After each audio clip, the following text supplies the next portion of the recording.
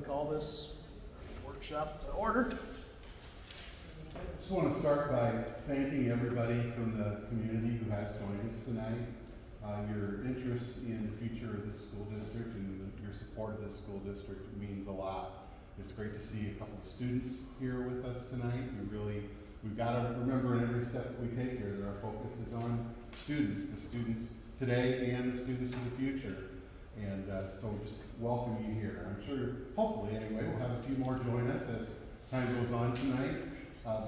We really thank you for being here. I'm kind of jotting down names as people enter, and that's not because I'm making some kind of special list. Actually, I just want to make sure that you get an email invitation to any future meetings that we will have with architects or anything related to this as well. So again, thank you.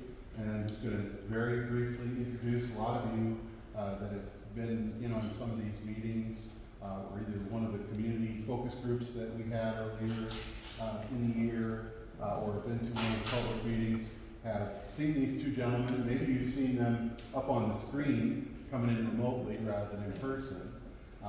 But they've been working with us for quite some time now. They are from Plunkett, Rasick and Associates, architects. PRA, we call them, so that we can pronounce it much easier. And so I'll introduce Devin Pack and Nick Kent. Great.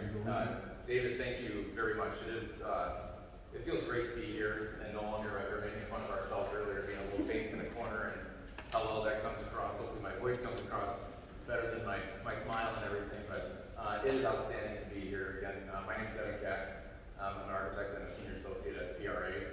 And this is an Contingencies partner to our K-12 practice. And as mentioned earlier, Andrew Bell from Line Architecture and Planning, our partner here in Waterloo, he could not make it tonight.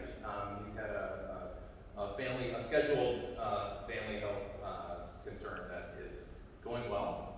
Happy to report that. So things seem to be going well there, but he's unable to be here tonight. And he's thinking about us, and he's told me that we better call him right when we're on our way out and tell him how it went. So we're excited to lead you through a process here. Again, thank you very much for having us. As Dave mentioned, we've been having Zoom meetings and in and out of the building, whether it was virtually or in person, at times. Andrew and his team ourselves since the beginning of the year. Right, we were hired at the end of last year, so it's been a great ride so far, and we're excited to see where this workshop takes us tonight. So. Just real briefly, our agenda tonight here is we're going to go through first objectives, and then we're going to go through options review, step 3 options review. So that's what we talked about a couple weeks ago at the school board when I presented and Andrew was here. We're going to go through a couple exercises. We'll get everybody up out of their chairs, and we'll do a little exercise here on the board with these different options that you see around the room. Make it a little interactive with that exercise, and then we'll begin to discuss what was commented on, and we'll look at our potential next steps. Okay? So, why are we gathered here tonight? As Devin said, we started this process quite a while ago, back when it was really cold, and now it's actually pretty hot outside, so that's a good thing.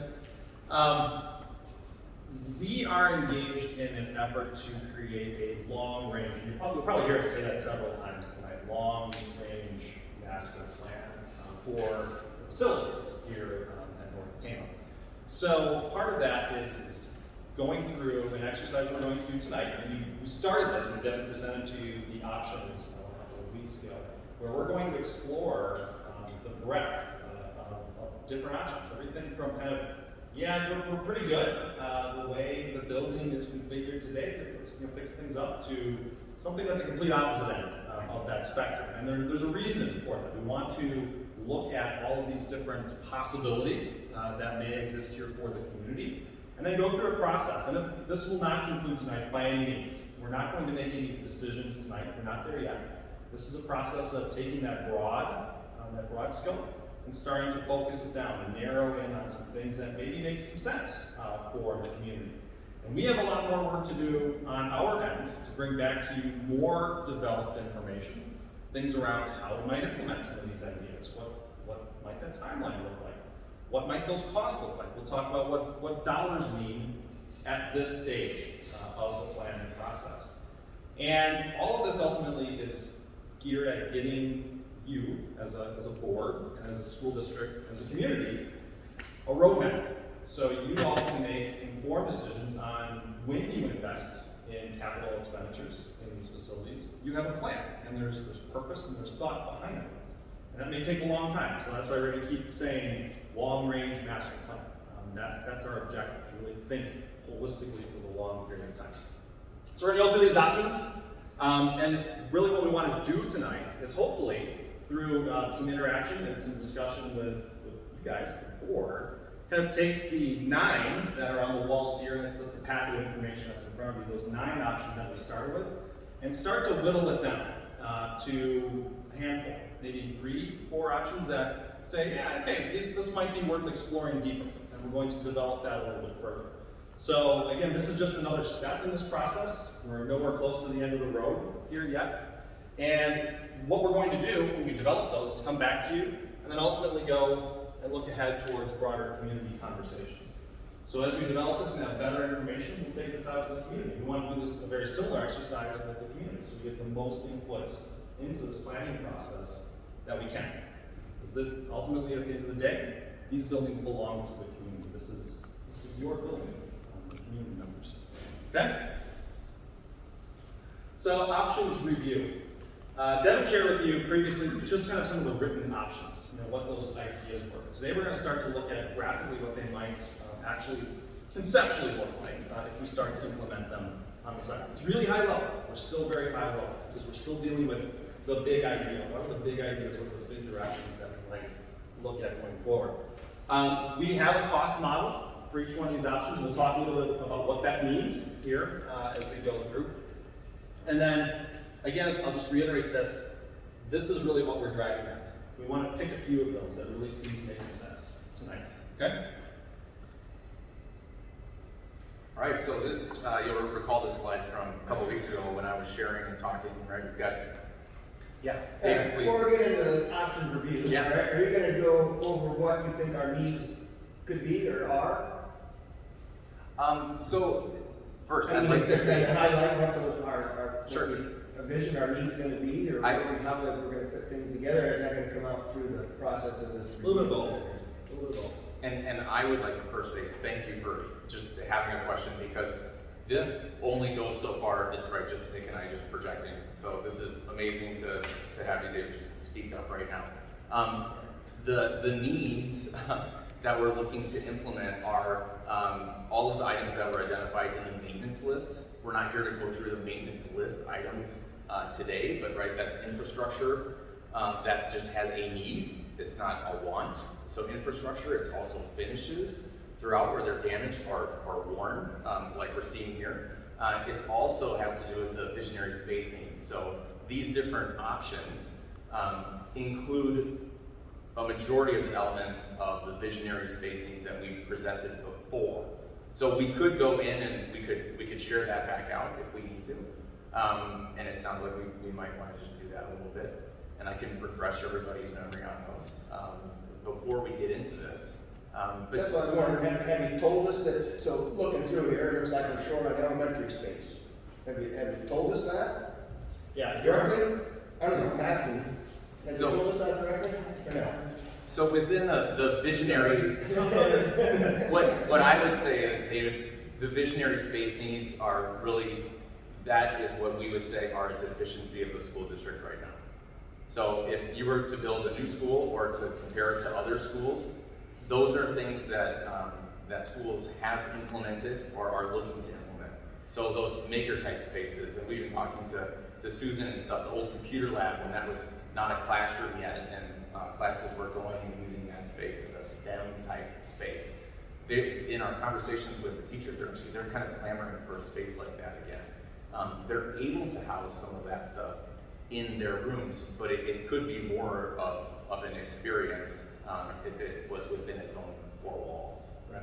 Do you remember we shared out several months ago some of our results and the commentary that we got back from our user group meetings? If you recall, we actually had met with nearly every staff member in the district, and we even had a session with community members who volunteer to come and share some of their experiences with us. So Devin talked about some of those like classroom things, and some of the other things we talked about were the weight room, the size of that, and access to it, and some of the limitations that that has. We talked about accessibility needs. There are areas of the building where if somebody might not have full mobility, that's a challenge to get a person in and out.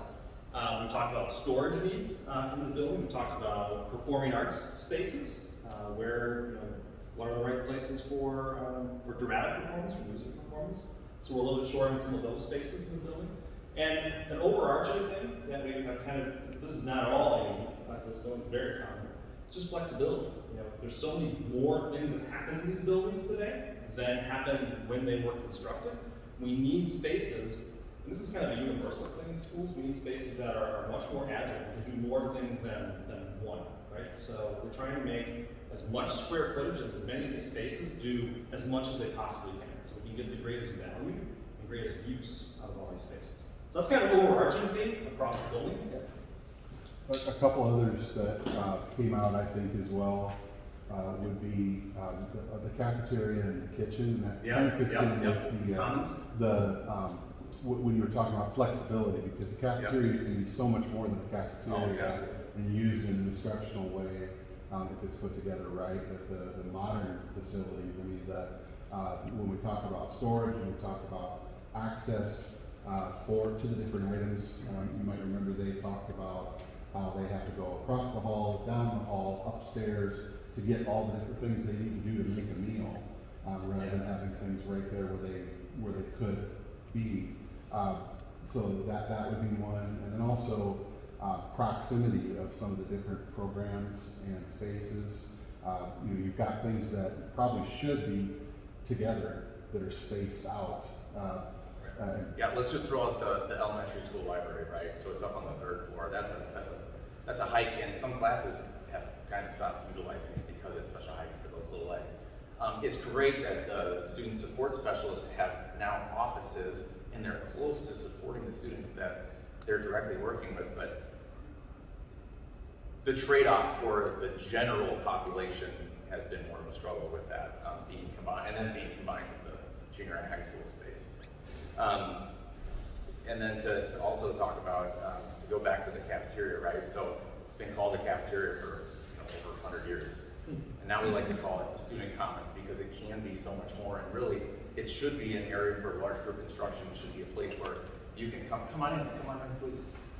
It should be a place where groups or classes or grade levels can gather and receive instruction or do some distance learning.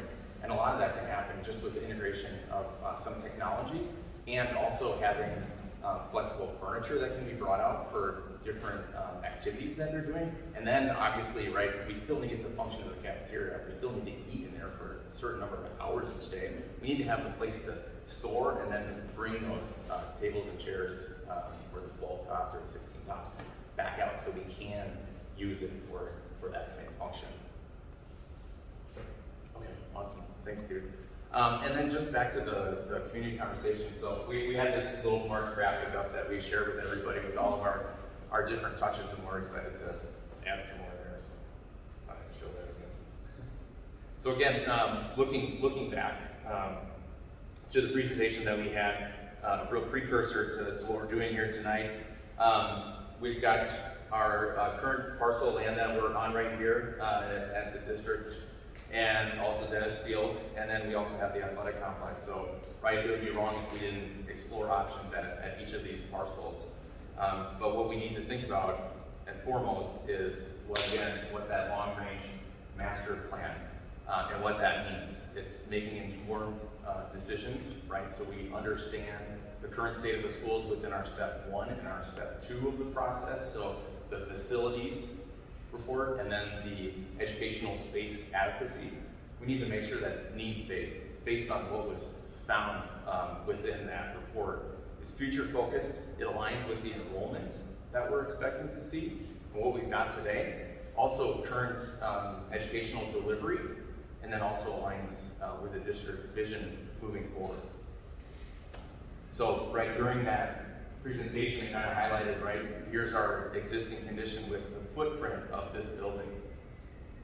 And we're gonna look at options to potentially expand in a number of different directions, right, on congruent parcels, whether they're owned or not, as an exploration.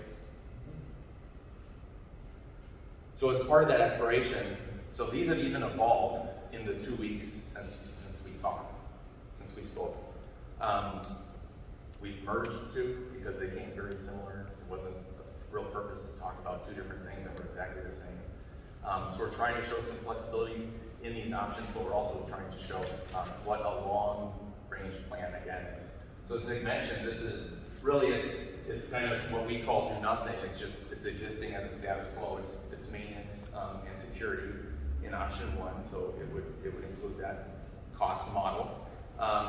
To renovating and modernizing the existing building, to a new elementary school, to a new high school, and hey, when we're just looking at this on paper, what would it cost if we just rebuilt everything, right? Like that's way out of left field, right? We all, That's one end of the spectrum. yeah. So those options actually are way over there on that end, and one of them exists by me right here. So, Rod, I believe I was speaking with you. I could see you when we were conversing, right? Because I was a little biased and talking to my camera. But you asked me a question. You know, how are we going to get to narrowing these options if you just told me, Devin, you spent 100 hours on these?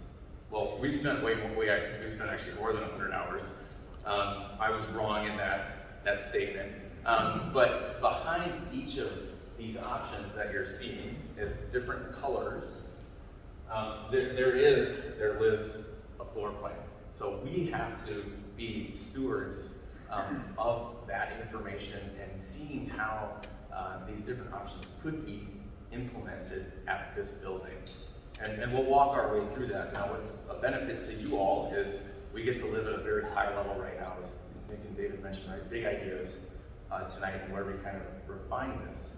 So know that there is a lot of detail behind each of these, but it's just a level of detail that we don't need to explore tonight, or really, we'd be here until Thursday morning, so I'm sure. Devin, Please. you will give us an option 10 if we have some other ideas that we haven't seen. You saw it, yep. Okay. Yeah. There's 11, 12, a lot of times it's, well, what about happens if we got a 3A, because you take a piece of 4 and, absolutely. So something within all of these options, except for option 1, is we're trying to layer in all of the visionary spacing. So David, all of the deficiencies really that we've kind of identified, things that can be cavern type spaces for the district and for staff and students, specifically for the students, right? And from a long-range master plan, we've layered those into each of these options. For the most part, I will address a couple deficiencies within that, because as we look at the 1917 building, we are hamstrung in some of those classroom spaces, and I might as well just point them out right now. Right, we've got class in the northeast corner and the southeast corner. Right, it's got a toilet room on either side of those. Those rooms are just over 550 square feet.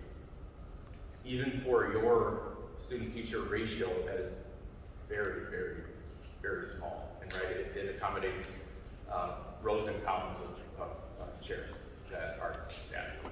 Right. And just a quick note on that kind of thing. This is kind of where this conversation that we are engaged in and will continue to have is really important. Because as obviously has been proven out, can you teach kids in a 550 square foot classroom? Absolutely you can. But is that in alignment with where the community, the district wants to go? Is that how we want to be configuring your spaces? And the answer might be yeah, it's fine. But we have to have that conversation and understand where is it that we really want to position these facilities to allow the next generations of students and educators to teach and to learn. So again, just kind of tying back that long-range vision that we're really thinking about. This isn't necessarily for next year or 2 years from now. This is going to be for 40 years from now. What are we thinking about in the long range? Any other questions? This is I'm very happy so far. So okay. All right. Dollars. So this is something that everybody obviously wrestles with when we start talking about facilities. And it's a really tricky thing to layer in. This is the appropriate time to really bring money into this discussion, because money obviously is a very real thing. It's a limiting factor, it's a need. But we also have to weigh it against getting too focused on what dollars mean today in 2021 versus what dollars might mean 20 years from now. Again, there's that long range facility planning thing. So we're going to show you some cost estimates for each one of these options. And it's important, I think it's very fair, as we have these conversations, to have some reference to what are we talking about, just in scale of required investment.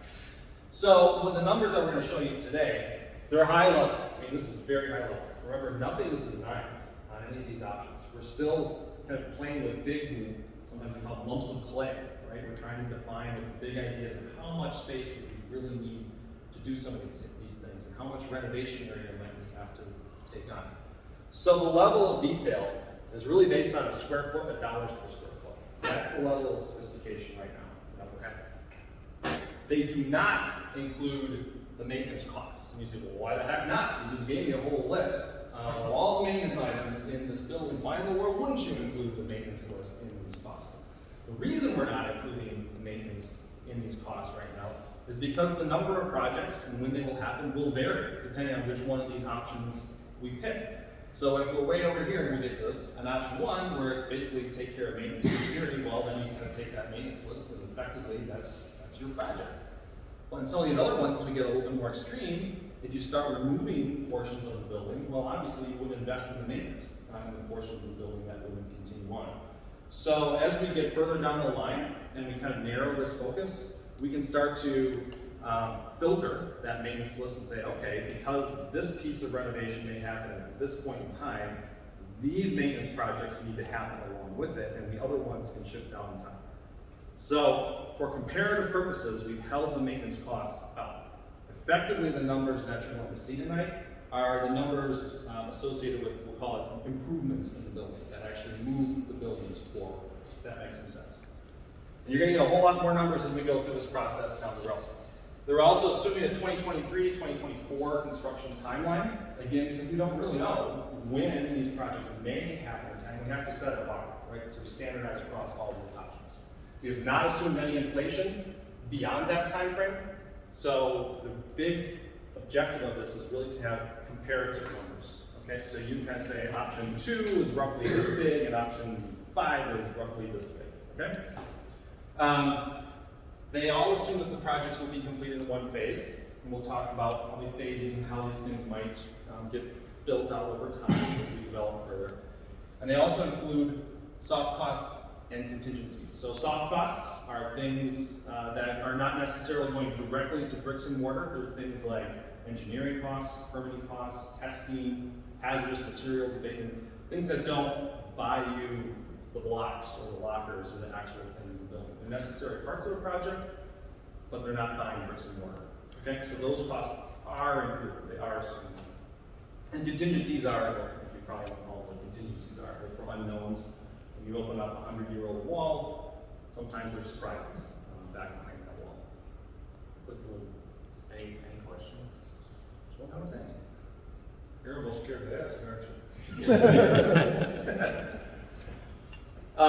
So I wanted to add this last point again, just to reiterate. These are for comparative purposes. And the last statement, I guarantee you, these costs will change as we have this conversation and we develop further. So the numbers, again, just when you see the numbers, they're order of magnitude and they're for comparative purposes only. They will change as we go through this process. Up, down, sideways, they will change.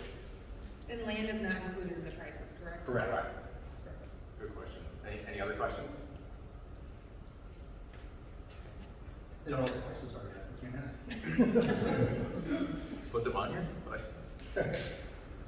Okay, so option 1, this is for maintenance and security. So we kind of, this is a sizable investment in itself, but we do call this the kind of the do nothing option because it's just maintaining as a status quo, right?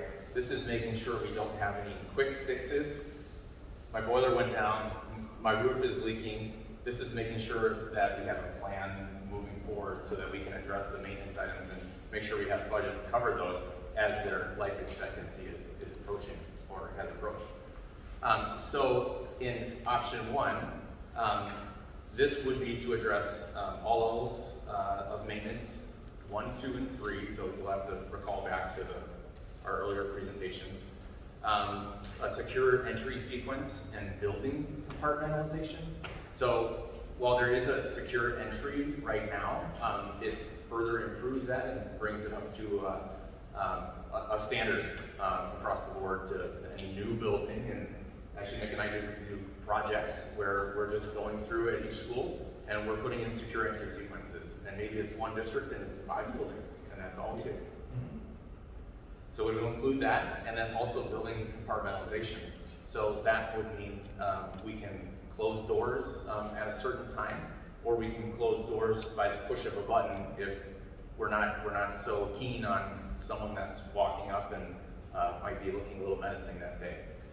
We can ensure that our staff and students are as safe as possible. As part of that compartmentalization, it also allows us to lock doors so that the gym is accessible, but maybe all the classroom spaces aren't.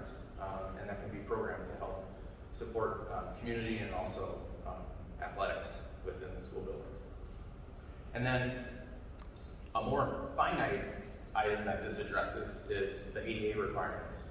So within any building project, so any project that would have to go to the state for a review, right? So as architects, we prepare drawings with engineers, and we submit them to the state to see if we've met all the requirements of the different building codes, whether it's municipal or state level.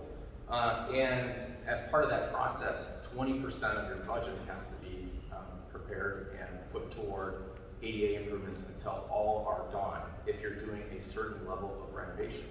So we need to understand what those are, and we've talked about those. You guys live those every day, actually.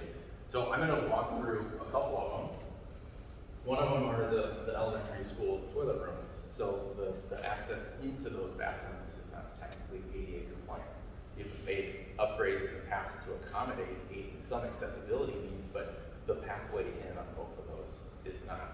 So there's some ramifications, right? You gotta take out the janitor's closet, you gotta relocate the janitor's closet. So what you're seeing here in this kind of pink color, that's showing a renovation. What you're seeing in the darker red color, that would actually be new construction.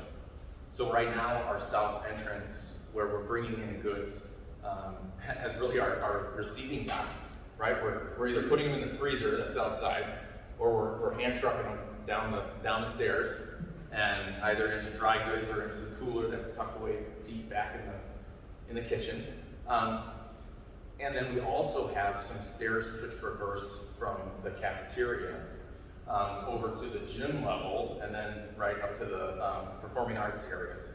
So this building addition would actually include a ramp, a series of ramps, much like the nice one that you have here in the junior high. That would bring you up and can bring you over. You're on the same level as the gym and the performing arts, and then another ramp that would bring you up right to what could be a south entrance. That could be maybe an event entrance, or that's your larger construction entrance, right? The commons or the cafeteria entrance. And we can double and use that as a receiving area. So we're no longer bringing goods into the building on an ice-covered walkway and then down the stairs, and we can get those things in the building as soon as possible. Another one here is adjacent to the gymnasium. So in our conversations with staff, we heard plenty about the access and some good students, but skipping the ticket cost to say I'm going to the weight room and just hanging out at the basketball game. So Support your team. yeah. So that whole renovation area actually provides a ramp up to locker rooms for the junior high, and through that process, a corridor around the gym. So now you have traffic flow around that space. No longer are students joining in on timeouts as they're walking on the court to go over to concessions or to use the restroom. So we're accommodating multiple functions within that ADA improvement that benefit multiple people.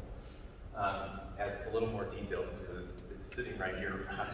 That would also include some referee changing space, which is needed, and restrooms. And as part of that, it also includes some gym storage because of how we're cutting that corridor in and reconfiguring. And we've looked at I probably looked at 4 different options just for that one little thing. So, and found the one that seems to be the most cost effective. But that will be something that we can again look at as we move forward. This area of renovation here on the south side of the wrestling room, or the weight room during the summer, that's a corridor to take us around the wrestling mats and not on the wrestling mats to get over to our industrial arts, our tech ed, to that classroom, get us up those stairs in a dignified manner if I have an accessibility need, right? That's someone that might have, they might have broke their leg or their arm and they can't grab the handrail or something, right? Or it's someone that's in a wheelchair and we want to make sure that everybody has all of those opportunities, whether it's a student or it's a staff. So, as Nick mentioned, we're not bringing in the maintenance costs, but that would be part of the option 1. So, but for the cost, you can see our approximate cost is about $2 to $2.5 million to do the ADA upgrades. And again, you don't have to do all of those as part of a building project, but you have to do 20% until all of them are gone, depending on the level of renovation you have. So that's a requirement that we have to make sure that we're keeping track of. Okay. Could I ask a question? Please. Just to refresh our memory, our maintenance costs, or not maintenance, but maintenance, and we're gonna be around 12 to 14 million? Correct. Yeah. Yep. In addition to this? That's correct. Here. If you did everything in one year. So we gotta kind of keep in mind we're adding 12 to 14 million to every option here, just to kind of keep our head above water, almost. Not necessarily. Not necessarily, but I think the point is there's a significant chunk Right. of dollars that are maintenance. All right. And that's also including on the fields and playground, as well as out of the athletic complex. Right. So there's choices that can be made within that maintenance list, and there's also levels of need, whether it's a need now, or it's a need in kind of 2 to 5 years, or 5 to beyond, right? So we have some flexibility within that. Right. Lots of moving parts. So beyond the ADA requirements, so Americans with Disabilities Act, beyond that, in our next graphic that you'll see that I'll flip to, as Nick mentioned, right? This diagram, I've read it over here, plan of conceptual nature and verify size and design for a later date, right? That's a whole huge clarifying statement, right? So this is not design. These are, we've done a space fit with the program, right? So that tells us that, yes, we can fit our prescribed number of classrooms and a breakout space and renovate those restrooms, and then also provide other opportunities or an early childhood wing onto the elementary school. And so everybody understands that. So this will be true for each of these options. So when we get into these ones out of the athletic complexes, number 1 is always the security and ADA for option 1. So that 2 to 2.5, that is put on the dollar amount that you see. Okay, that's just baseline for all of this. So option 2, elementary school, West Addition, and modernize the existing school. So right, we talked about all the visionary space needs, as many as we can. We can implement it into the building. With this option, right, oh man, we are over Walnut Street. But we need to think differently. We need to think beyond our footprint. But that's a reality. So item 3 right here, acquire Walnut Street and construct an elementary addition and renovation to provide individual visionary space needs for the elementary school. So there are renovations that occur within the existing wing, and then we actually bring out, could be the kindergarten rooms, closer to the playground area, the top lot, and then also creating its own identifiable entrance onto that. So we've got space in there for staff support areas as well. Within the junior high school, we would also provide individual visionary space needs. Now, the space that we're in right now right? This is 11 years old or 10 years old. For the majority of these options, and actually I'll just say all of them, we're not really doing a whole lot here, right? This is basically this is the newest part of the building, right? It would just be some maintenance, like replacing undercarpet, right? But one thing that we are doing to try to highlight this space and provide some opportunity for students would be actually to carve out a small group instruction. So that's a little conference room, right? It's got a glass front, so I'm a teaching staff, I can see who's in there. That can be for students to go in there and meet with a small group, or for a student to meet with a staff member for a specific need, or 2 staff members to hop into that kind of space and have a conference and do some planning. It gives some additional opportunities and flexibilities, more so than what this space might be. I could go in there and be really quiet and more reflective, or maybe I'm being more boisterous and I'm getting ready for a presentation that I have to do when I'm practicing a lot. Or another space in the building doesn't accommodate that. These other areas that you see upstairs, the old auditorium, the original auditorium, 100-year-old auditorium space, bringing that floor up so it's at the same level as the corridor so that we can utilize that space, providing some special education there that's accessible at grade, also providing access back through a dedicated corridor that has accessibility into the base room and lab. The other things that are happening upstairs for the junior high and high school are obviously, with the elementary school edition, the library goes with those little learners. So now that space is restored for the junior high and high school students. We aren't able to include a maker space, but within the footprint, we can reasonably accommodate some additional power or access to technology, maybe some hand washing, a sink, maybe some hard surface flooring for more of that STEM kind of related activity that can happen in that space. But what we aren't able to provide are expanding those rooms that are 555 square feet on either end. We've talked about those a little bit earlier. Providing access to the elevator through a corridor is one of the things that we're also doing, and be consolidating some staff spaces to make that happen, and also bringing the junior high science room up to the 3rd floor so that it can share a storage room and prep area with the high school lab. The other things, and these are very common throughout, would be to expand the weight room, right? We've definitely got room there. So that would expand north into actually what was esports last year, which the room that continues to change all the time. Yeah. Yes. For this We also want to make sure that we're providing a budget allowance, some improvements to industrial arts. We didn't hear a whole lot of need in that area. We like the flexibility that those 2 rooms provide. Providing dedicated storage space, also in doing something to improve the acoustics in the gymnasium. We know that that's our performance space. Let's make it the best performance space that it can be. It will always be a gym, but we can provide a budget allowance that can help us stress that out a little bit for those times.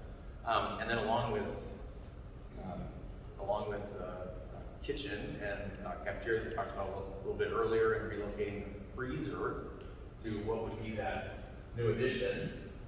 We also moved the 3rd graders out of this room, and they would go back into the elementary school wing, and this becomes freezer and cooler, and also dry goods storage. So it's not perfect, right? We're still going across the corridor to get our items that we need to prepare for students, but we're making it much better, more efficient for everybody. And that's a lot of detail. So we'll go through a little less detail in the next ones, because it's a lot of the same layers. So then you guys can see the cost on there. 12 to 14. Okay, so that was option 2. Elementary school West Edition, modernize the existing school. All right, and at one point, I'm reading off of what they gave us last time. One point was connect the main corridor to the commons east stairs to ensure greater access to FACS rooms for flexible use. Correct. What is that? What part was that? So that's upstairs. That's on the 2nd floor.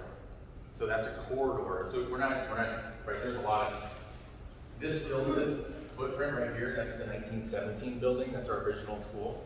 Yep. And the FAC, the classroom and the lab, so the classroom is actually, that's like your best classroom in the Yeah. whole school, right?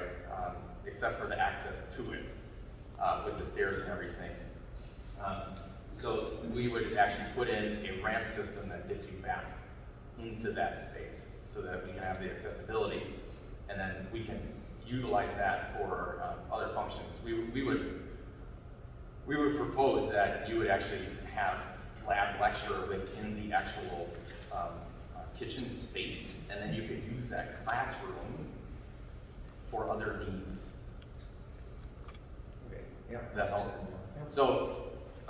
So David, the list that you have, right, what we've done is distilled it down greatly, and in those 2 weeks, put another probably 60 to 60, 100, I'm mixing numbers, me and another guy are putting it,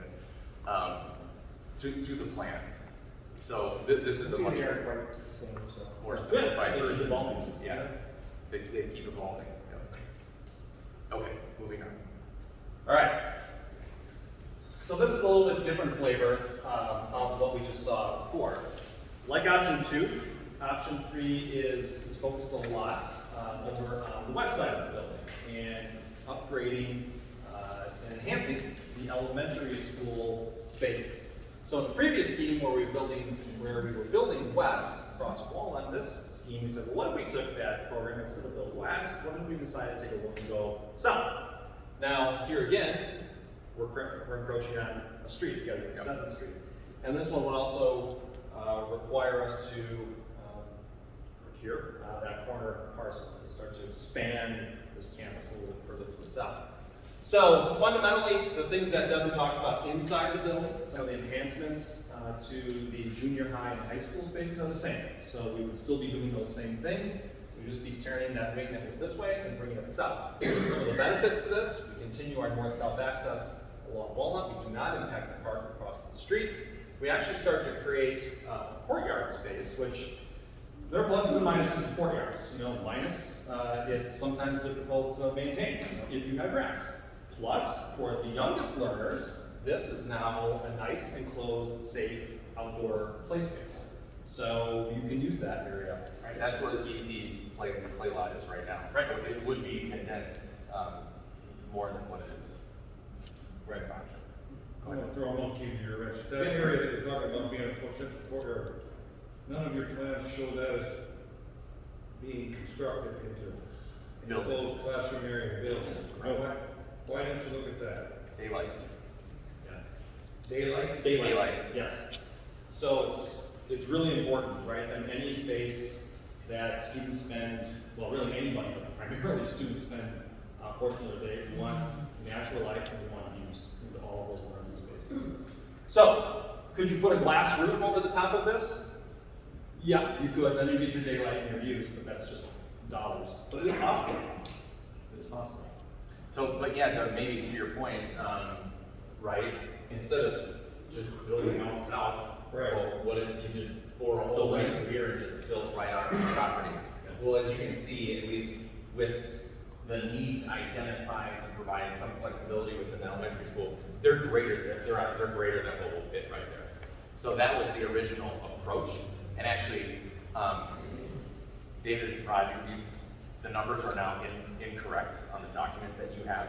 Option 2 was thrown out, and now that's actually option 4 went to 2. So the numbering has changed because as we went through the exercise and flushed it out, we could not, this is great that you brought that up, we cannot fit it right here. We thought there could be this nice connector that brought in a series of classrooms on the north side and then classrooms on the south side, but you cannibalize that space when you do that. You need a corridor going through there, no longer can we accommodate the classroom.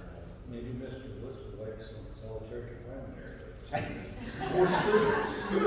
Dark rooms. Hey, Art would love it. Art will take it. As long as I'm making trouble. That's the think community's desire. Some of our needs were a bigger nurses room and a bigger counselor's room, because they're just kind of stuck in Oh yeah. a corner over here. Have we incorporated that in any of these options? That's correct. So that's incorporated into each of these schemes. And actually, this area right here is our nurse suite, providing a toilet for staff use outside of that suite, but also a toilet in that area with what could, I mean, you could put a whole bunch of cots. Usually we put about 2 in. You don't want students being so comfortable that they want to keep coming in and hanging out. It's not a hotel. You're feeling sick, you come in there, you lay down, and then you feel better, and you go home, or you go home. Right. So, yes, it does address those needs. The counselors as well? Correct. Yeah. All right, Yep. thank you. Yep, you bet. Okay, I think that, maybe you want to add this one, Devin? No, I mean, right, well, I say no, and then I start talking. Right, secure engine sequence, small-driven construction, our east corridor around the gym, our access to tech ed, right, we're Same kind of parts from the last one. Yep. Okay, so option 4, again sticking with the theme of looking at the elementary school side of the building. This one takes it one step further and says, okay, what if we took the elementary grades, K through 5 and 6, sorry, and pulled them actually across the street, so land that would have to be negotiated with the city, and built a whole new elementary school building across Walnut that is linked back into this structure. And then, once we vacate the elementary school wing, we can come back in and renovate those spaces, because that wing is in generally solid condition. It's a project, it's nice, but it's still solid. So we can renovate that, move some of our high school functions down into this wing, or junior high or high school functions. Yeah, right, so from floors 2 and 3. Yep. And now, we still do some of the other things that we were just talking about, so we're still taking care of the front entry piece. We're still looking at those same improvements over at the weight room, fitness room area, and called bypass down here to get to our tech ed wing. But now, because we've been able to move functions out of the upper floors of the 1917 building, we can now start to look at the opportunity to remove the oldest portion of this building, 1917. And if you think back to that maintenance list, just in that one section, I think we were nearly $4 million just in repairs in that building. So we're starting to think about where are the biggest chunks of maintenance, and should we think critically about continuing on with those portions of the building, or at some point does it make sense to relocate those functions elsewhere and replace that space? So this option is the first one that we're going to look at that would start to offer that opportunity to consider removing the 1917 building from the site. What we would have to do then is come back and infill a portion of that site once the old building was taken down, and put back the student commons, a nice, bigger, modern student commons, new kitchen, add flexibility back into this building. Okay, so this is, yeah. And you're leaving that skinny little hallway or alleyway in there to provide daylight again, right? Is that what I'm assuming? Yep. All right. So if you took that existing building down and you'd rebuild one level? Yeah. Okay. Right. So essentially it allows us, The elementary is one level. yeah. Elementary is 2 stories. The new elementary is 2. This stays 1, and it essentially allows us to take the stack on the current high school building and push that down and spread out. Because we're pushing the site out across Main Street. So is that the small that comes over and connects it back, goes over the street then and leaves Walnut there? No, it just goes across Walnut. So, What if it did go over? it could. It could. Because right now, all you've done is you've closed the street, but you've still got most of the street there. What are you gonna use that space for? Playground? Would playground go on the street then? I It mean, could. potentially. Right. Yeah. Let's put that one where you have the playground. So that's a great thing you're pointing out, because that is a challenge with doing this. It is.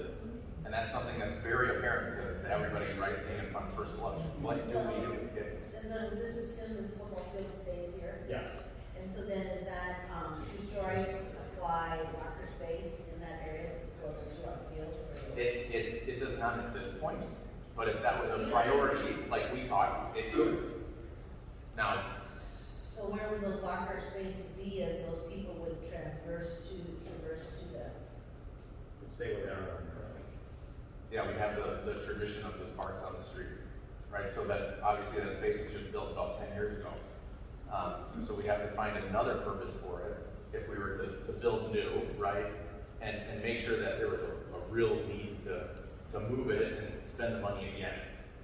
Or we leave it there? Varsity locker rooms, but you have to my locker rooms. So the varsity, Because the technically we need 5. varsity would stay, You can't have less than 5. total locker rooms? Yes, Okay.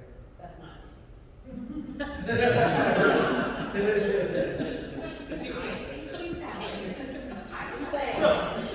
But to this, Maybe 5 to 4 if we have an officials room, but to this point, if, this group decides, hey, option 4, that has some validity, let's explore that a little bit more.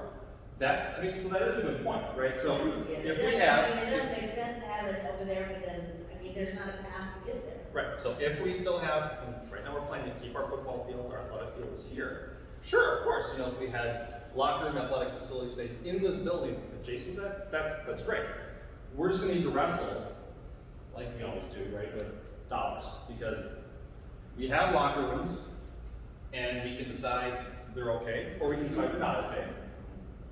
But we'll have to balance this whole equation, because building more space here is obviously just more dollars. They'll have to take them somewhere else or increase the price. So that's part of the conversation. So that's a good point, and that can be considered. Is there a reason the building would run north and south like that, rather than just go straight east and west? And leave like the north part of the playground area, you know what I'm saying? Yeah, so right now you're thinking about, well, Yes, what like about that that? one. Does that look a little better than what that does? Or- I just didn't know if there was a reason, like, Or what if this was like that, so we had the kind of southern sun, right, on the kids playing, and maybe there were also toilet rooms that you could leave unlocked, so kids after hours could come and use the bathroom, and, right, so these are all kind of thoughts that we can layer into a lot of detail. Yeah, and these are all great comments, and that's exactly where we're going here, and where we're going to get to next, and why we want to go from 9+ options tonight down to 3 or 4, so we can take exactly these things and really start to dial in. So next time we all get together, we can say, yeah, let's take a look at exactly where the playground goes, and let's talk about where the locker rooms go, and all those that final little detail. So with this plan, I need to have the obvious point out in every second. Yeah. With this plan, that's a ground level,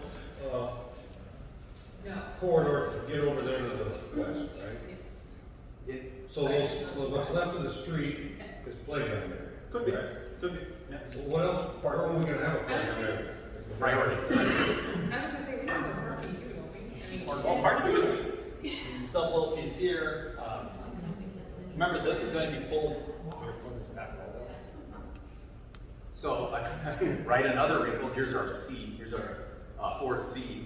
4A is this, 4A, 4C, 4B is this elevated, 4C is this turned the other way, 4D is putting this back in a 2-story configuration and having either a courtyard space or a parking lot actually adjacent to the building. Right, we can layer in all of these things. We plan on making sure you keep here. That's why we're here. You mentioned enough that you've got a warming kitchen in elementary, so you're gonna your main kitchen where you're doing your preparations, you will haul it down to there. What does that do to our staff? Because we already struggle with staff. So it's a good thing I didn't make that a production kitchen, right? Yeah. So So you got a lot of families to bring in, and then you go for it. Right. So this is a great point to zoom us back up. So again, we're not going to solve. We don't want to solve all these things tonight, right? We want to say this is good dialogue, right? To say, do we think this has some validity? Is this a good direction to keep exploring, or do we say, yeah, you know what? All the logistics of getting the land, getting kids across, getting food across, taking care of locker rooms, is that just not something we want to tackle? So just kind of keep that in your head. That's kind of what we're looking at here. That one doesn't require approved property for anything other than the city that's currently. Yeah. What was that is, right? This project doesn't require anything other than the street and the playground area. correct. From the city.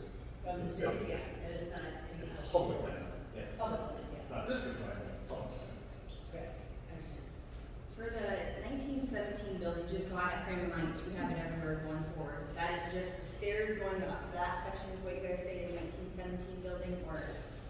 What is that So footprint? the 1917 building, right, is third floor, second floor, and the staircase is coming down. Okay. There's actually a lower level on the south side of the building. It's 2,080 square feet. And then on the first floor, it's the cafeteria, it's the kitchen, it's the counselor and staff student support spaces that was the old elementary. It is the art room, right? And it's the elevator, and it's some little bits of connective tissue that it corridors. And So I will remove So does that help? 1917 building from site and rebuild first level, did I write that right? Yeah. Yeah, absolutely. So it's like take that and then redo that. And section. put it back in a better, more useful configuration, right? So I can see a south entrance to the high school where we're coming in right adjacent to people services. I've got a secure entry sequence coming in.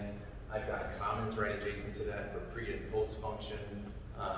We can make sure that that's incorporated all above bar for larger construction. We've got adequate space for shipping and receiving. We're at least a lot better than what we've got right now.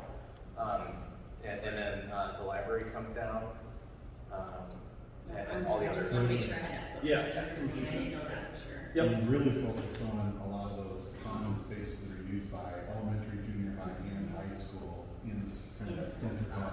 Yep. And then most of the classrooms would be relocated to what's now the elementary. What about going back to 2 stories? Do you have, I mean, we have 3 here and everyone always, maybe you complain because it's old, but they don't like all the stories, but then you're gonna do elementary 2 stories. Yeah. Right, is that kind of what? people Yeah, want? lower Stories, grades not on the like- first floor and upper grades on the second. Yeah, not. So- Okay, I mean, if we were out on the edge of town, we'd likely build a single story. yeah, just because of space, right, is what's driving you there? Right, Okay. right. But we're in the middle of town, so we already don't have enough space for this. We have to get something. Yeah. Imagine if that was, here. Right. Right. So that includes either elevators or ramps or whatever. Elevators. No ramp, no ramp. Elevator. Stairs Stairs. and an elevator. And Yep. And we'll make an open stair, a gracious stair that will connect the floors and connect teaching and learning. We've done this really successfully right adjacent to library spaces and commons right now. It's just kind of the magical kind of the transformation that can provide. But you said elementary and high school, but it's all elementary, right? The new. The new is all elementary. That's our youngest learners. They get their own Yeah, world. yep, that should be so cool. So do any of these plans touch on the parking situation we have here? Nope. we're gonna. Well, That's a whole nother. that's when we get to the end. We'll. So you propose a new building way out in the country? Yes, we said we're gonna go from paint on the walls to start it all over. Option 10 is parking right. Yeah. It's just, Yeah, it's just a parking lot, yeah. Okay, so option 5, right, we're not doing anything with it. It's repeat option 4, but right now I just made drop off easier. But I made bringing anything from the reconstructed building to the new elementary school incredibly difficult by taking out that grade on ground floor or raised connector. But hey, I did add a 300-seat auditorium. So something to consider, right? Hey, what if that was paired with option 4 or a few options before? So this is everything that's in option 4 except the building is separate. So the square footage program, we're able to remove some square footage for that corridor connector, but the program that was here is absorbed into this building. And then for this one to think about something a little different, we can extend the gym lobby straight through that hallway that goes to the junior high locker rooms, straight through and hit a 300-seat auditorium. Something fun to think about. It would go through the existing Parcel locker rooms and the other ones. No, it wouldn't. It would go to the south. So it's the south. Yep. where was the cafeteria out of this, if it's a separate building? You guys just So they just go over to the production kitchen would still be here, but we've worked with other districts that have multiple buildings, right? Usually it's the flagship, if the largest building has the production, and then a warming on the other side. Okay, so you have some kind of building in there, Yep. or Yep. room in there to do that. Yep, the commons, the elementary school would have their own commons. So then what that allows us to do also is, right, replace with, I guess I'll say a smaller commons, right? If it was just designed for junior high and high school, not for all three of those together. So bear with me, so now that west side is still elementary, Correct. Yeah. and they have their own lunchroom in there too? They have their own So lunchroom. there's no need for them to cross the street? No, but we do know that there's a lot of staff that, Staff. yeah, that move back and forth, right? Less than what is in secondary school, right? A lot less, but there's still staff that do that. So yeah, that's gonna be a challenge. Do they have to cross for gym? No, they have their own gym and their They own have their own commons. gym in that building? Yeah. I missed that. Was that all the way back to option? So I guess I didn't go through everything that's in an elementary school, but yes, typically there's a gym and a commons and a library. Okay, well, the gym is, I'm more on that than the Yeah. library. Well, Okay, and so we that's also the know main there's option. the Okay. big price jump when it went to Yeah, those exactly. options, but that's Yep. because we duplicate Yeah, I some of missed those that. spaces. So that would be a two-section elementary school, with, including all the visionary space needs that we've talked about in the past. You're gonna need overtimes. Yeah, that's okay. And so, yeah, all the basic, component pieces for elementary school. So, right, it's not including locker rooms or anything, but yeah, it would include the commons as well as the gym space. And that's right, option two, it's all the way back to that option, that's involved in that. The second you took elementary, you did a separate building. Option 4 and 5, just the new building. Otherwise, we're sharing. Right, that's, You're not. Mr. Ellis said, that's why this changes. You reminded me of Marty Hall, and let's make a deal, you know? Okay, okay, thank you. Can I ask a question? You have a 300-seat auditorium, and you had an arrangement with the city for public use of it. Is there any possibility of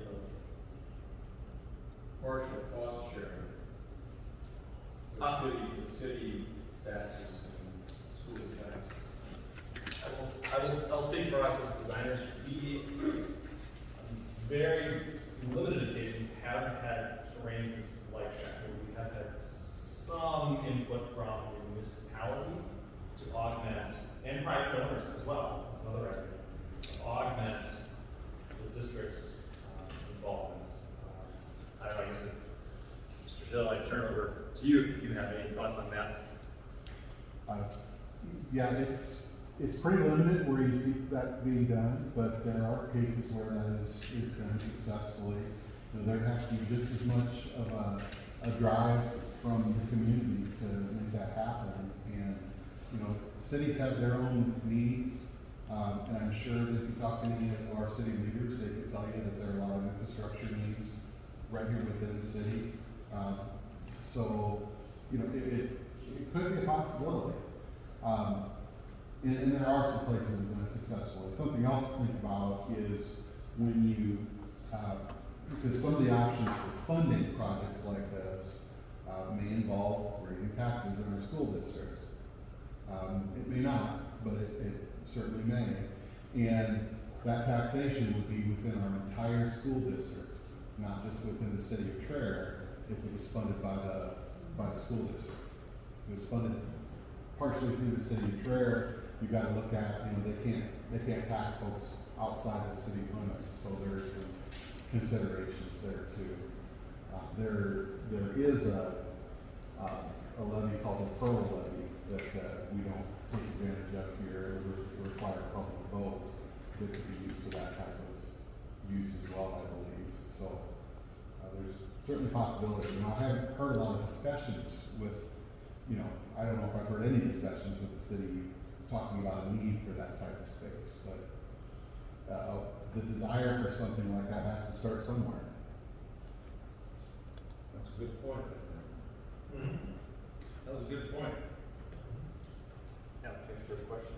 And there are other examples too. I would never, it would not be a good move in Traer when we have an absolutely beautiful public library. There are examples where a school district will house the public library on the school's facilities, or the town swimming pool is part of the school's facilities. So there's some other partnerships like that.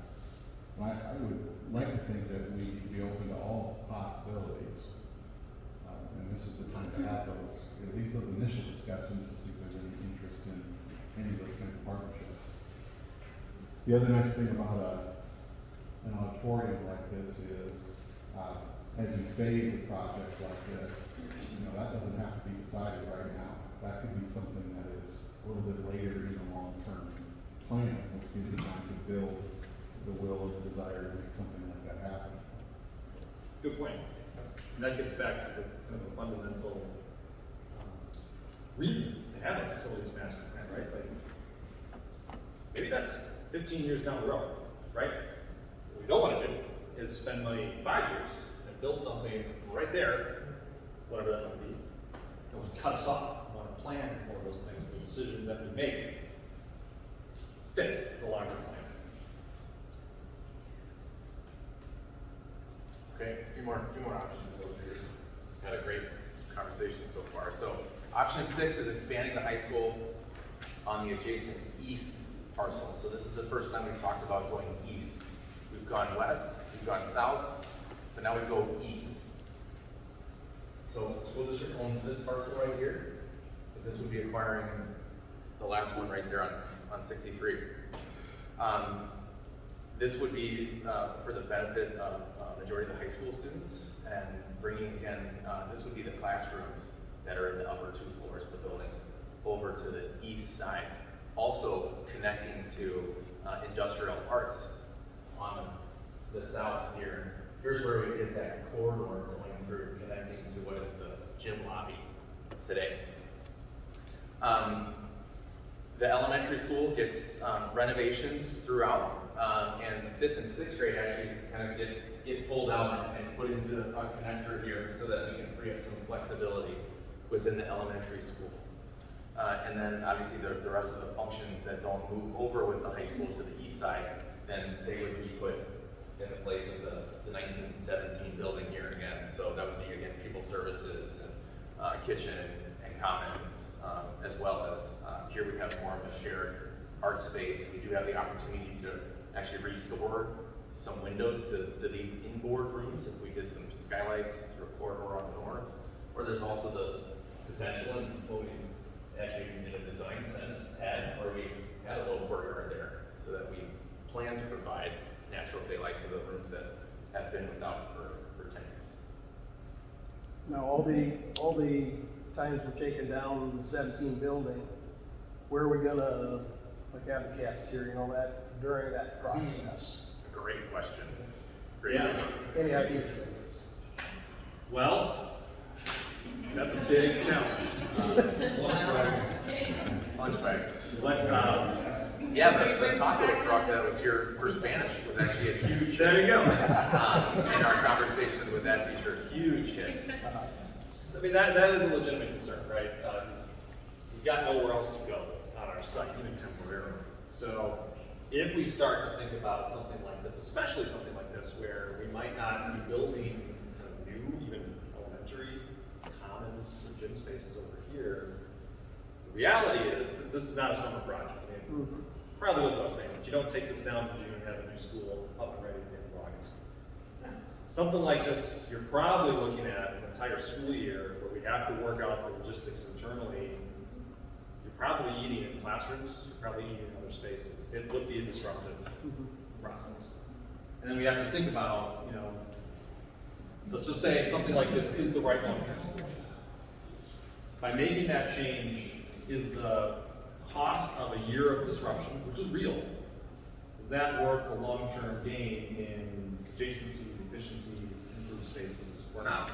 And that's just something that we have to have consideration of. We did COVID, I can be more flexible. I was gonna say, yeah, we just have a year of disruptions. Right. Go ahead, Doug. I'm sorry, you gotta get it back to page 1 again. On this east parcel purchase, that includes the purchase that we're in the process of purchasing now? Does that Yes. also include this single story? David, could you also an update on that? Sure, so the district has purchased, we closed What is, yesterday, yes. Yesterday. These days all kind of run together. We closed yesterday on the house at 600 Main Street, so on the corner there. There hasn't been any discussions with the adjacent landowner, and there wouldn't be at this point because we don't have a specific plan. But it's something that could be considered if we wanted to go this direction. The house that we just purchased, it just came on the market, so we purchased it. It wasn't, we acquired it because we had a specific plan and we absolutely needed that property to implement the plan. But when something like that happens, could be a once in a lifetime opportunity.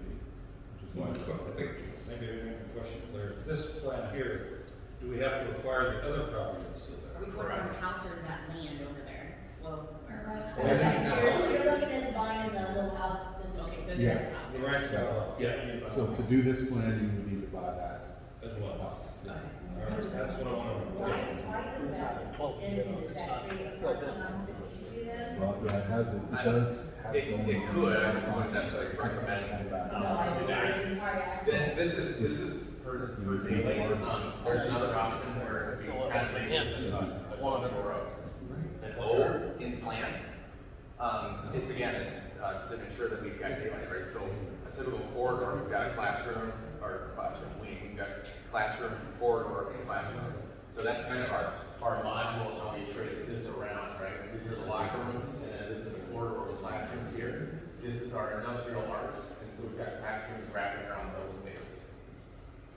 Tying it together, right? So maybe science is right there, and tech is right on the other side of So the corridor. you could either utilize, make that a little bit wider, or we could use parking Possibly. coming off the high. Possibly. Yeah, and this is part of what, if this became a real project, and we got all these different sub options to consider. Yeah. One of the really nice things, considering this scheme growing to the east versus growing to the west, this is one of the main axes right through town. So this would really give the school visibility and street presence. And if you think about kind of the place the school holds in a community, fabric of the community, this now kind of brings it and makes it very, very prominent. It's a place of pride. So this is great. Our front entrance here to the north, that's not very visible. This would bring the school out more visible. With functional spaces, not just because. Right. So when you're working on that area and you're doing the renovating corridor and stuff, does it make our gym any larger or maintain it exactly the way it is? And so the only other space that we have that's identical to that is the multi-purpose room is still there. Correct. And we're not adding any additional. Correct. In this plan, in the ones that involve adding an elementary, there would be a gym space Yeah. there, which could be utilized for additional practice space. I've also seen some schools that have done some things with their commons, with their. Yeah. lunchroom. Yep. The other thing here is we're looking at a one-story addition. Yeah, right? If we go two, that frees up more space. Maybe this comes over here, if we go two, and you could add another gym, or that could be future auditorium, or, right, because you have that flexibility, right? Or you design it right in, right Can away. we structurally make our gym a little larger so we can acquire more seating in there or not? Which way do you want to go? I don't know, I'm asking you. East and west would be incredibly difficult and very, very expensive.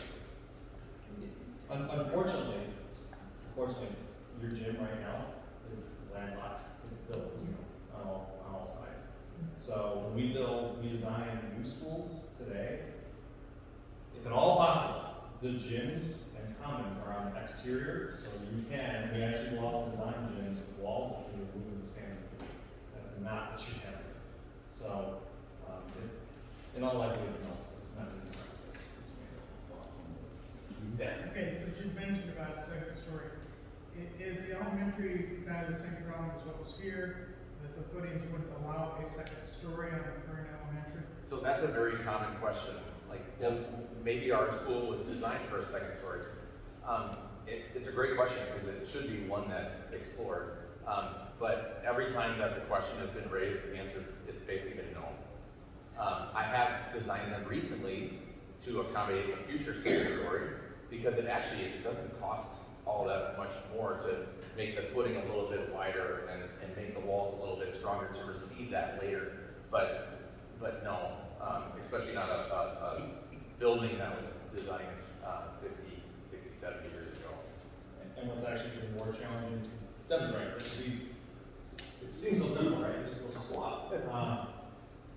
Even more so than the footings, often it's the roof. So a roof is a completely different structural element than a floor. And we've looked at it, and where you can make the footings and the walls support it, basically the logistics of taking the entire roof structure off and then putting a floor structure and then building it up. By the time you do that, we've analyzed this before, you're basically able to just take the whole thing down and start over.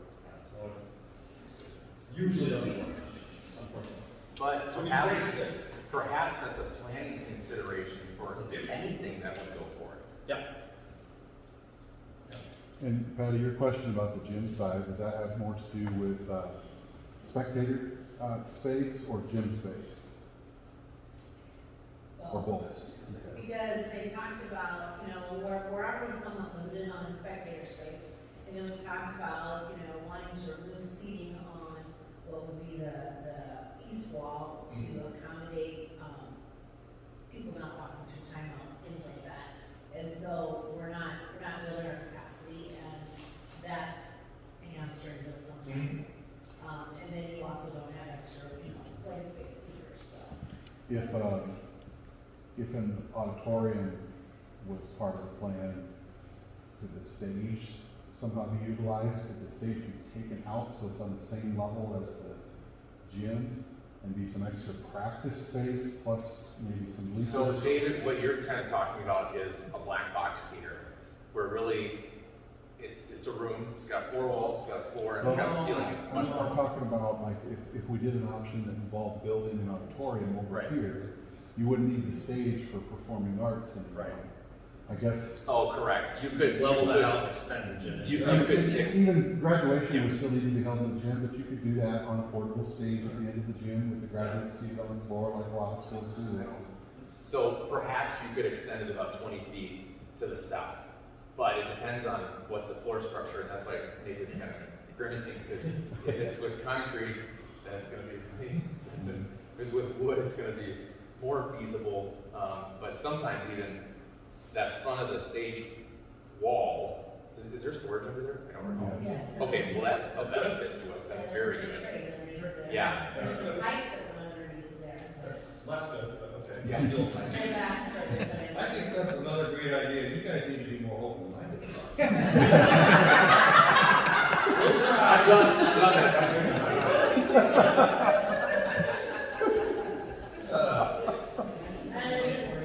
Yeah. Okay, I'm gonna go back to the parking situation. Okay. So if that red area that you have on the east side there, could we make that a parking, like off of Walnut? Here? Nope, Here. on the east side. Here. I'm sorry, not off of 6th Street, next to 63, where you have the new red addition. If we left that for like parking, could we make it off of like a parking lot off of 6th Street? Yeah. And then put a nice big fancy sign so our school is still like Visible. visible from 6th Street? Yep, you could have a digital sign out there that, Yeah. So that could be an option along with like this, like. Yeah. Yeah. That's a thought, yeah. Although you're gonna have traffic problems, probably. Well, I wonder if it's off of 6th, if maybe we, I don't know. Probably. Yeah, you could get probably 60 stalls. yeah. But that would help gain That would help spectator, That's right. not necessarily. Yeah, that's a thought. Yeah, if you acquired that parcel. I'm just, Yeah, with games, it's. Yeah. Oh, yeah, absolutely, it's a problem. Think about bringing kids on, coming around. I'm thinking coming off of 6th. Yeah, I think you come out here. 63. Yeah. Come off of That's 6th. us here. Because yeah, that would be insane, but if you could kind of like, even just right next to the building, so you're not Yep. close to the intersection maybe, Yeah, great thought, we can study that. The challenge, just off the top of my head, we'd have to consider is, say at the end of school, unless this was staff and the students had to go somewhere else, if everybody's leaving, assuming most are turning right, the traffic will have a very and, short well, they'll distance. have to go left. All good. One way, sorry. We'll look at it, it's good, it's good thought. Okay. Option 26. Yeah, sorry.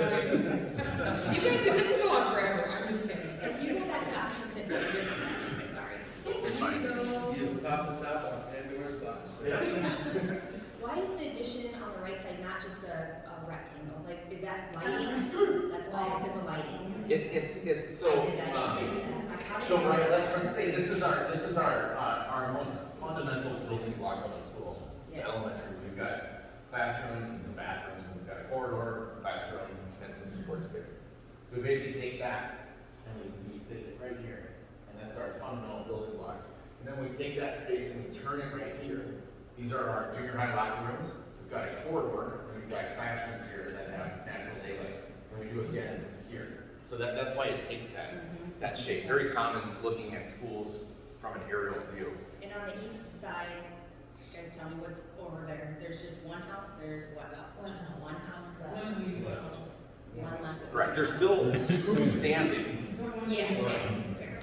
I don't pay attention when I drive by. She's focused on. I know what that is. Okay. Got it, thank you. Okay, Nick, what are we talking about now? So the next three options are taking the next leap forward, okay? So up to this point, we've kept all of our kids here in one way or another on this one campus. These next options start to look out at the other piece of property that the district has out at the athletic complex. And this one, we said, well, okay, we just talked about all the things we want to accomplish here, then various additions on this existing building. What if instead of building a new elementary school some way, shape, or form here, we said, let's go out to the athletic complex, acquire land somewhere adjacent to it, and build our new elementary school for K through 6 out there. So we're going to go to a 2-campus district in this option. So what that does is very similar to the previous options. Because we're going to remove kids and demand from this building, it frees up space. So we would still remove, in this option, the 1917 portion of the building, take care of our biggest maintenance needs by making them go away, still build new commons, still create those better spaces, more flexible spaces for the junior high and high school. But instead of expanding this building, we're going to repurpose spaces. So like the elementary school wing, because those kids moved out to a new building here, you take over those spaces for our high schoolers. Okay? So this one is very much like option 4, but instead of across the street, it's out at the athletic complex. Okay? So this has, now we're talking about acquiring more privately owned property to make this happen. Okay? So either north or south. Wherever, somewhere. Right. North, south. Who's giving land? Southwest. Go to the east and Yeah. The next variation on that is, okay, instead of moving the youngest learners out there, keep them in town, closer to the current campus, on the current campus. But let's take our high schoolers, our 9th through 12th graders, and build a new high school. So essentially replicate the capacity that we have here at this campus, build a brand new, modern, flexible high school building out adjacent to our athletic complex, which was great for high schoolers because now we've got these athletic fields right adjacent, whichever direction that high school will go. And same thing here. As we move those 4 grades out of this building, we renovate, we move the 1917 building here, and we expand in place within this existing improved structure. Right, so this, Doug, go ahead. No, go ahead. This is, see if I can hit you off with your question. Right, this is great to dream, and it would be awesome to have a new high school, and right, we're not touching the junior high because we just did this like 10 years ago. Right. But there's a major staffing issue with those shared spaces. Yep. And staff. We've got duplicate facilities for those shared rooms at this building, well, not at this building, but out there with the new high school, right? So major staffing issues, a great dream. But that wasn't Doug's question at all. Probably not. My comment is, Where's the nurse here? nobody's gonna make counterfeit money for us, because their work costs a lot more here. And Yep. I speak for some of my constituents, I know we gave one family this year because we are all in one location. Yeah. And these last 2 options, I'm just speaking for myself, but I don't know what everybody else feels. I'm not in favor of them because you've just gotten rid of all in one Yep. big happy family where the parents can come in and we make all the needs right here. Absolutely. Absolutely right. Well, then you're gonna love and hate the next option. The next option is, what if you just built the whole thing? Yeah, pack it up and move out. Right. Again, right, this is because we're looking at it in paper, right? This is just fun to look at, right? What would it be? Right. This is entertainment. It is. Well, and we also have to remember We gotta that consider that. 20 years from now, someone is gonna ask, Why didn't you do X, Y, or Z? And so we need to be discussing X, Y, or Z and talking about the reasons to do and not do those. In defense of what David said, I did have a family or a couple, when I started visiting about this, their kids are all gone out of school and no grandkids right here, but they said, I think it's struggle. He says, it'll never, he don't think it'll ever happen because of the cost and won't get the support behind it, but that was their. It's a legitimate question. You have a bigger gym, you can have a bigger gym, you could have all kinds of parking. Yeah. Are you gonna write a check? So, Who's playing laundry? so, you know, if you think about what we just walked through, you know, options 1 all the way through option 9, and you think about it holistically, when we started option 1, we're really, all right, we're gonna fix what's broken here, right? You know, there's nothing wrong with that. You know, it keeps this building going, but it doesn't address a lot of issues. It doesn't address the 550 square foot classroom. It doesn't address gym size. It doesn't address flexibility. It doesn't address a lot of those things. But it keeps us going. All the way to this end where we've solved everything in the district. You are now set for decades to come. But obviously, if you remember way back in option 1, we were talking about $2 million to $2.5 million in addition to maintenance. Here, we're up in the $63 to $68 million range. So it's a whole world apart from one end of the spectrum to the next. But they clearly encompass different levels of intervention, different levels of improvement for the community. And that's kind of what we have to wrestle with, right? So, just speaking, because we've done this times, somewhere between is probably the right answer. And my guess is, it's none of these verbatim that are on the wall that we're going to do this exercise in. It's all these conversations that we have as we develop these. There's something else in that range that is kind of the right long-term plan for this community. And that's kind of where we're going to go next. We're going to get you up out of here. Well, Dave, do you want to talk a little bit about? So remember, we are talking about a long-term plan. The most important thing is we want to know where we want to be down the road, and we want to get there. We want to vision where we need to be, and if it takes a while to get there, if we didn't start now, nothing would happen. I think about, I have been involved in a lot of renovation and new construction in other districts. At Union, about $10 million was spent on renovation during the time that I was there as a principal. And my building was one of the big buildings that received a lot of that. It didn't happen overnight. It also, every project I've ever been involved with was completed way later than even the experts told us it was going to be done. That's just the reality. And so we had a mess to deal with as we use temporary classroom space. But we don't look back now. We don't look back now and say, look at the mess we had. We look and say, look what we have. We're so happy to have what we have. And so we do have to think big picture and long term, because we know that North Tama is going to be here 20, 25 years down the road.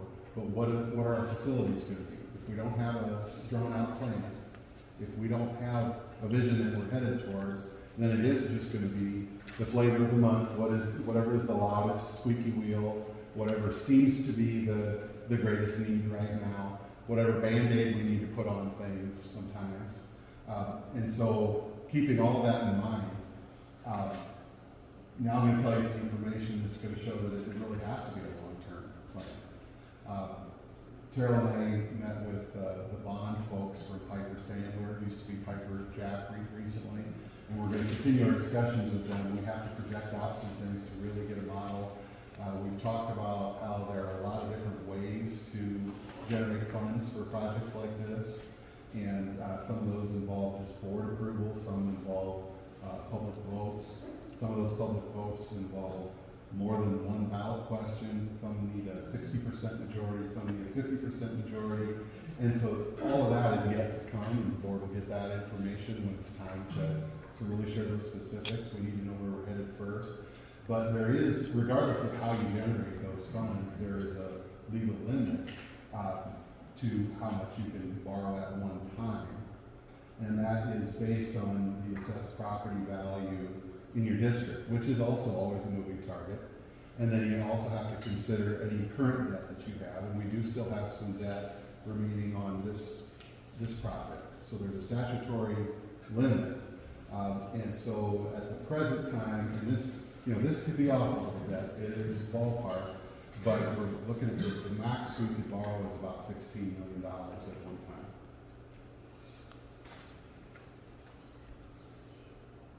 What do we have left on this edition?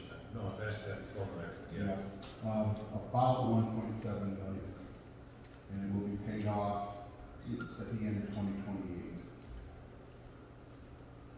If that was paid off earlier, does that expand our borrowing ability to about 16? If it was paid off now, it would, extend that. Significant.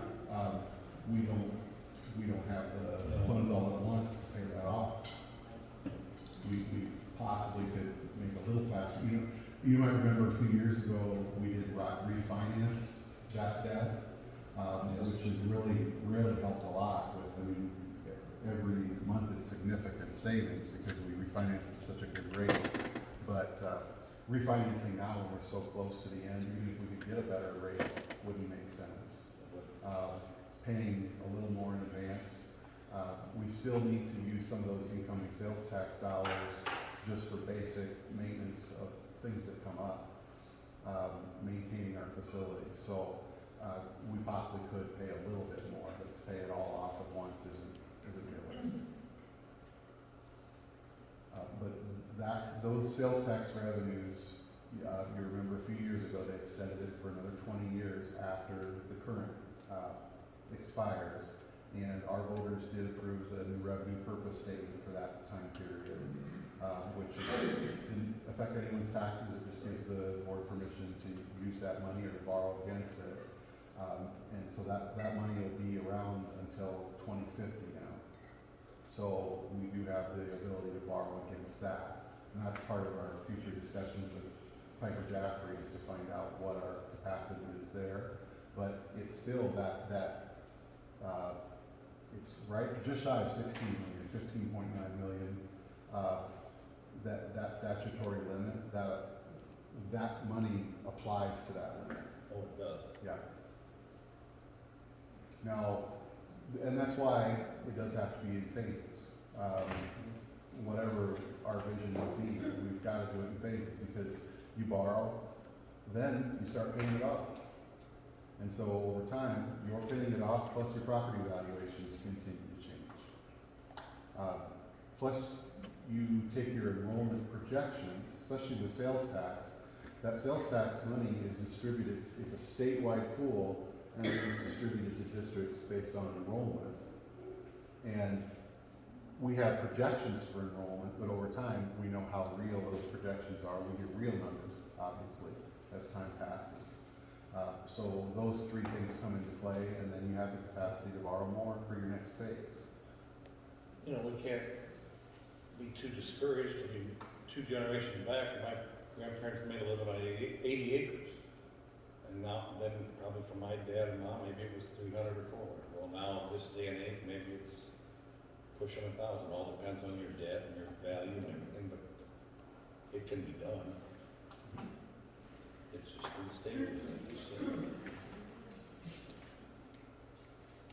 So that piece of information is really important as we go to the next step in this process, as we develop these things, and next time we come together, we'll talk about how might, whatever, we decided tonight we want to develop. What does that kind of look like? What are our priorities? And what does maybe a phase 1 look like? Maybe a phase 2? How do we map this over time? Like, I'm probably tired of hearing us all say now, long range master plan. So how is that, it's the big idea, and then how do we chop it up and sequence it over time to make sense? So that's kind of our next step. Jared? I'd like to ask you a question. I haven't heard any discussion about student numbers. Do any of these plans allow for an increased student enrollment, or where do we stand on student enrollment today? So all of these plans assume about 15%, we'll call it wiggle room factor on this, right? So our assumption right now is student enrollment is full, and that's kind of the reality that we're going to trend flat. But it does have additional capacity to see some growth should that happen. From my understanding, it's a bit of an optimistic view right now, but it does have some growth capacity. And based on recent years' trends, I think a projection of flat enrollment is pretty realistic. It's your optimistic approach. Yeah, with our flat enrollment, we're running out of elementary space. So it has increased some from where it was. It has, and we've also added programming. That's been a piece of it as well. We added preschool during years when our enrollment was down. And that's preschool and special education preschool, so that's 2 more classrooms. And they fit when our enrollment was down. Yeah, okay, yeah. And other special programs to provide support as well. Yeah, right now we've also got the small third grade class coming through. That's how they're able to be positioned in the rooms that they're in. So if those numbers get solidified or that full enrollment stays consistent, then that benefits as well. Like we have 2 sections of third grade. One of the rooms that they're using is a corner room in the first floor of the I'm good. building. Yep. Continue. Gotcha.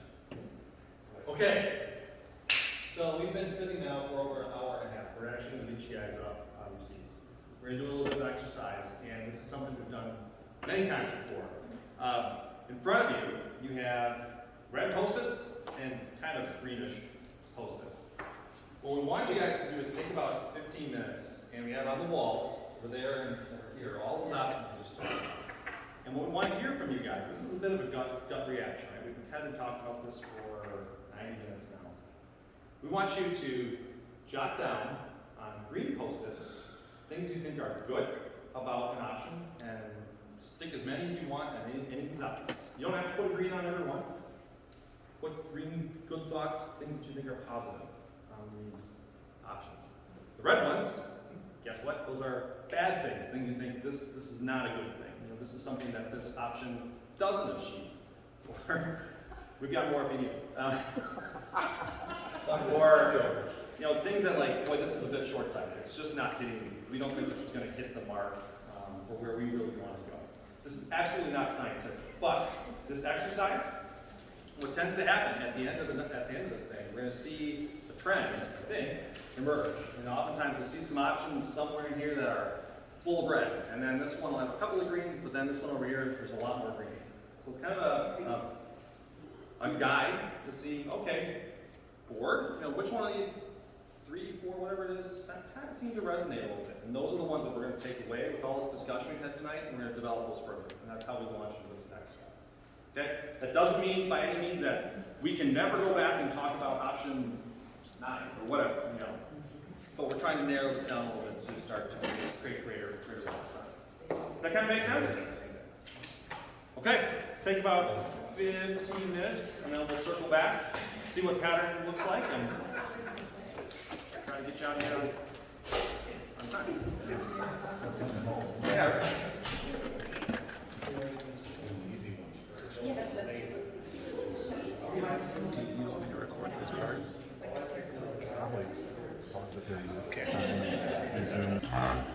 Take a glance at the options, all the options.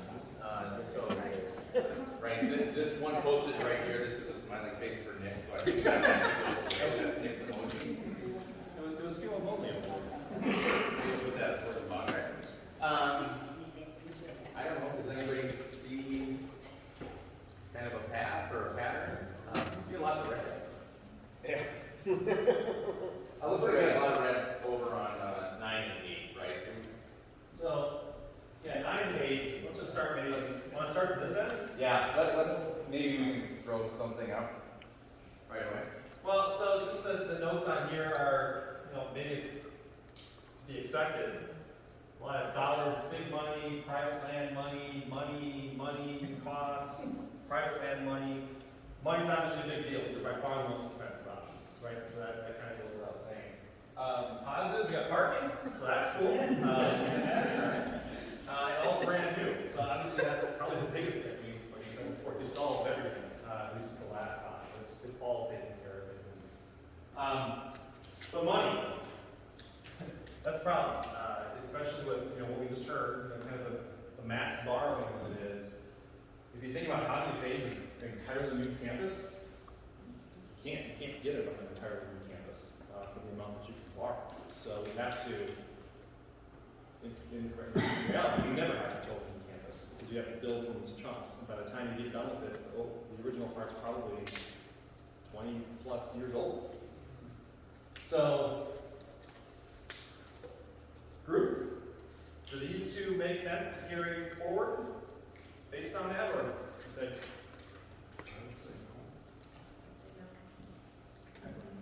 And again, it doesn't mean we have to throw it away and never think about it again. It's just not things we're going to develop further at this point. Okay? So also, Gene, that I see here with option 7, new elementary school adjacent to the athletic complex. So, not one campus, private land, costly, elementary school and high school, right? We're not one Tama, we're not one Red Hawk community. Location for younger students who walk, right? That's a hard walk up there. That's no good. That's no good. So those are the options at the athletic complex. Let's jump over to option 1, maintenance and security, right? So this was our lowest dollar amount, but what we're seeing is negatives, not forward thinking, status quo, still not solving anything to do with parking. I just gotta keep it going. It's not enough, but a good thing, right? It doesn't cost a lot. So high cost is bad, low cost is good. If we're not solving parking, what are we doing? Right, so we'll add that individually. We are walking to the fence, that's what we do. So option 2, a west addition to the elementary school and modernizing the existing school. So let's go with positives. So city property, city land is seen as a good thing. We see that as something that we think might be advantageous or a possibility, we'll say, to acquire.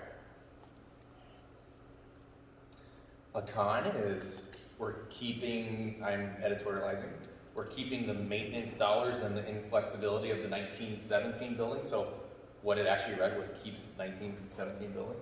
Closes Walnut is bad. Does it close Walnut and that being bad because of circulation and drop off, or would anybody mind commenting on that? So maybe both of those things. Sorry for putting anybody on the spot. No parking. No parking's bad. So back to building. Option 3, man, lots of, where do we see more greens? Okay, over here. Getting beat down. Option 3, expand elementary school south. This is where we have to acquire 7th Street in that parcel.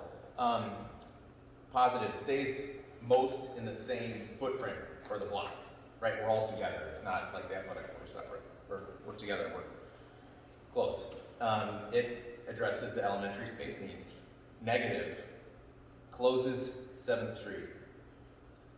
It involves us acquiring private land. It keeps the 1917 maintenance, and it doesn't address parking. So very similar. Can I ask, how far into the street that it goes, or how far to the street does it, how far out does it? We're touching the curb on the other side of the street. Yeah. So that neighborhood back there is Potentially, not going to be very and that one, is that required to buy the house across the street? correct. Yep.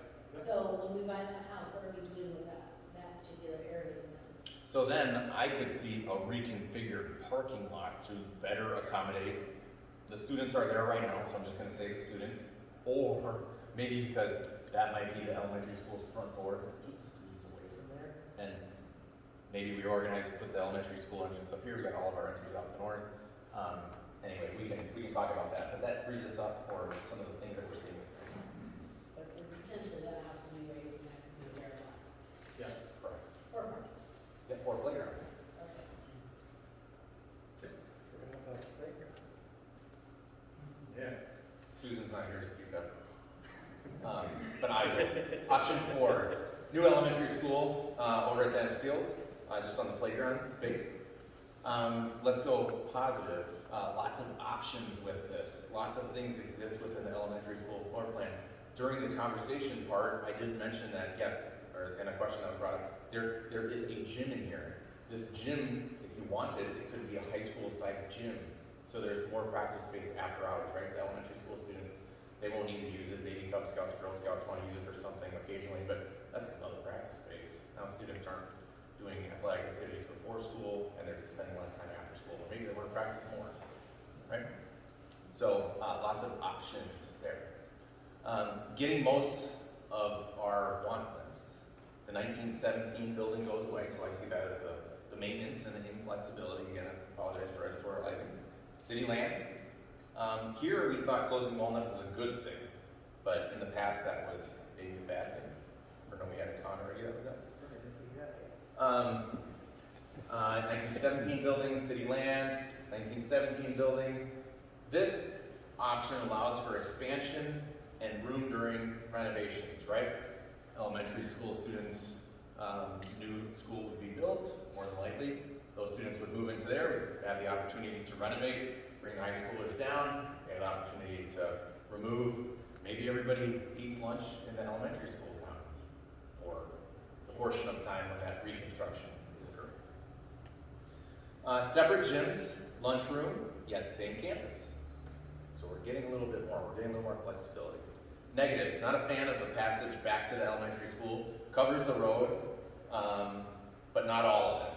So right, if we're cutting off connection here, why don't we just, let's use the whole road. Let's take all Walnut, not just a little bit. What's the plan for parking the playground? What is it? Parking closes Walnut. This one says big cat jump. Anybody want to elaborate on that one? Cost. Oh, big cost jump, sorry. I had I pretty. can't read cursive anymore. Big cost. So absolutely, right, between options 3 and 4. Argument of bringing back cursive. Yeah, I mean. I don't know, I look at glasses. Sorry. Okay, option 5, so super similar to option 4. Allows expansion and room during renovation. Separate gym, lunchroom, you have the same, right? This is where we keep Walnut open. I like the auditorium as an option here, an opportunity. Modern Commons, additional auditorium, remove major mechanical issues by removing the 1917 building. It's more, it would be a more cohesive space. Closes no streets.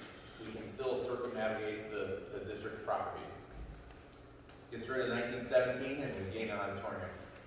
The negative is something that we haven't heard for these other ones where we're building over to the playground near Dennis Field is a challenge with property acquisition. So in some of the other ones that was a positive that it was city, but here maybe we're looking at it more realistically or logically. Anyway, again, editorializing. Option 6.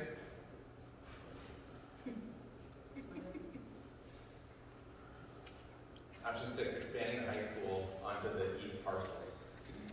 So all red here, no need for auditorium with possible other use for newly acquired parcel. So right, that would be the high school, but we don't maybe agree with what that is. We need more private land, right? Just bought a parcel, and we need another one. Elementary school classes are not all together.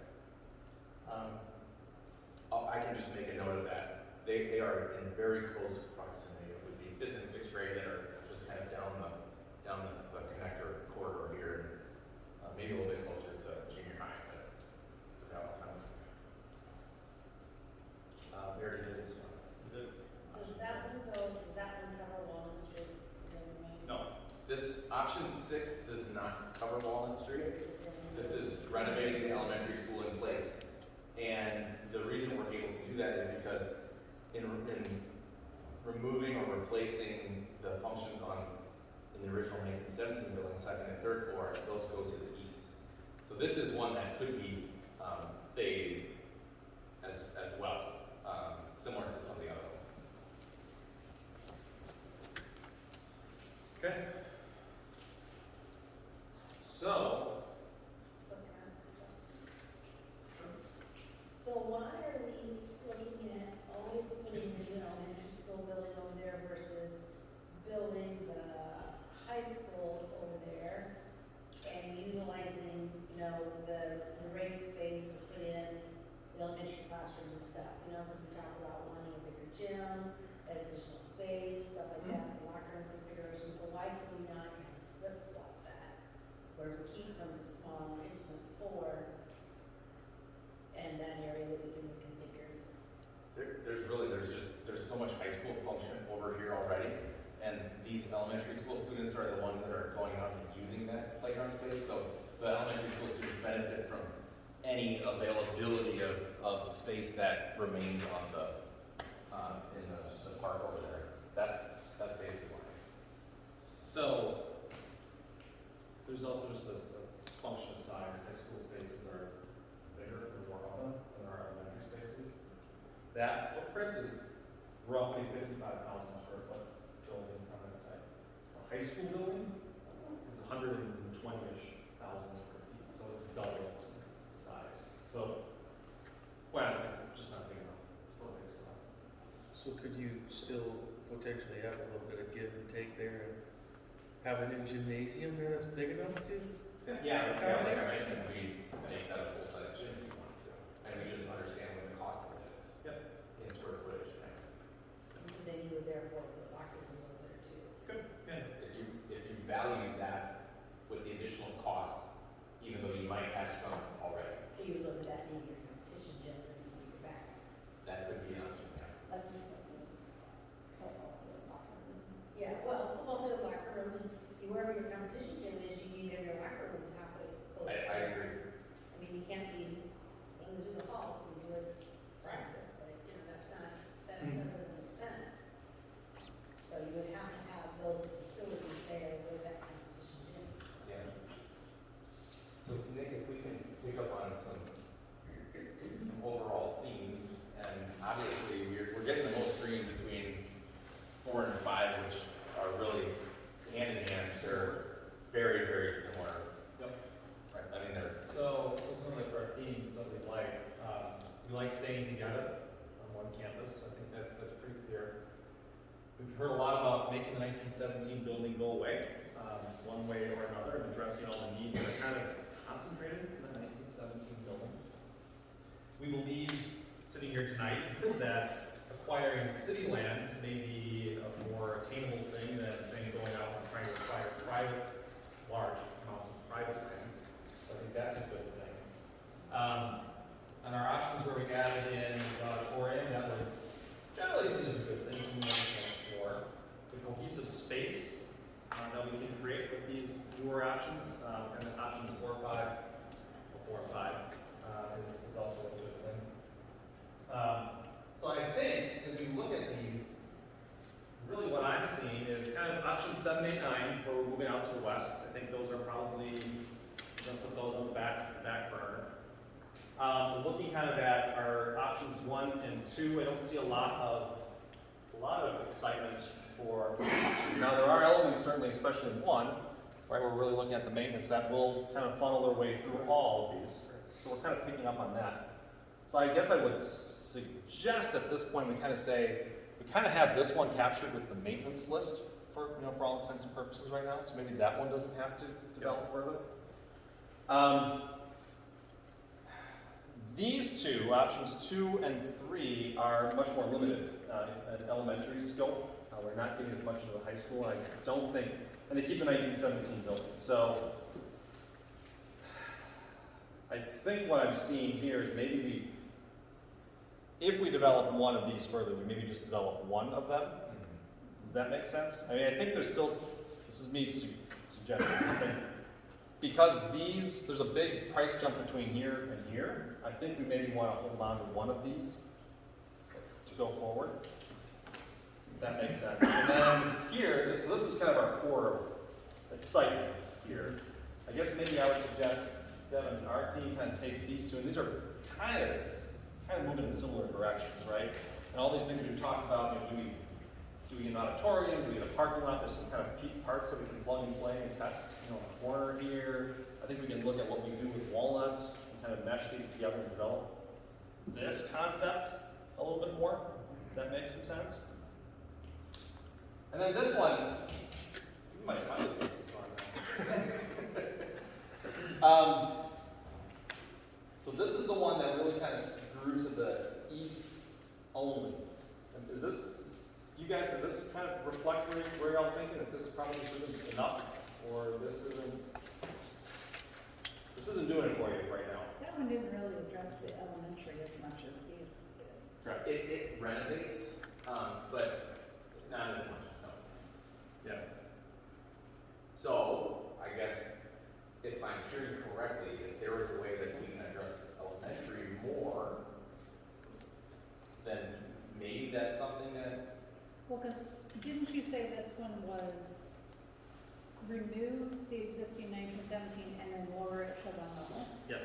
So then that takes away space, but not adding any new additional space anywhere else. Well, Except for the east, which yeah, isn't really classroom space though. it is classroom space. Yeah, This is all classrooms. Oh, This is okay, I was essentially thinking that was, high school. I was thinking that was auditorium. No, this one, sorry, this is all, essentially it takes all high school out of 1917 and goes east.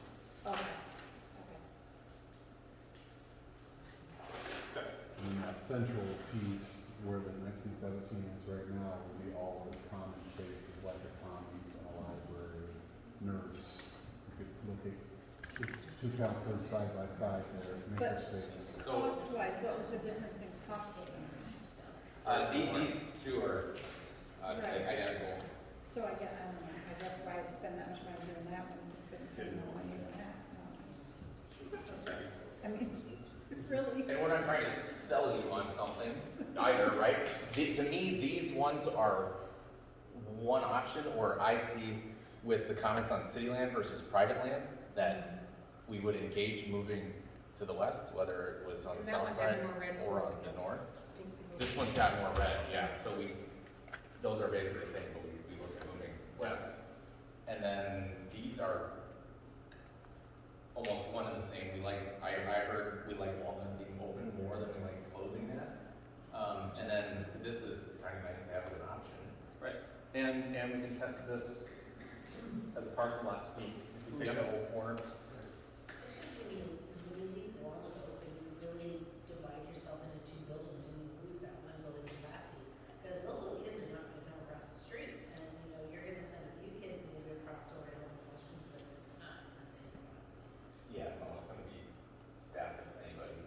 I think if we did something like this, and if this became a play space, then we would do something more substantial to actually close that off during the school day. So, and it's got 4 square courts and it's got other play amenities. Don't both of those also put in, a separate lunchroom for the elementary? Yep. And with maintaining the connection between the two, it gives you some options. As we start to really design it, let's say we're gonna have a competition gym in there, that's gonna take a significant amount of space, but there could be some trade-offs, like rather than having an art room in the elementary room, if it's connected, they could still walk up and use an art room, and the new piece built where the 1917 building is.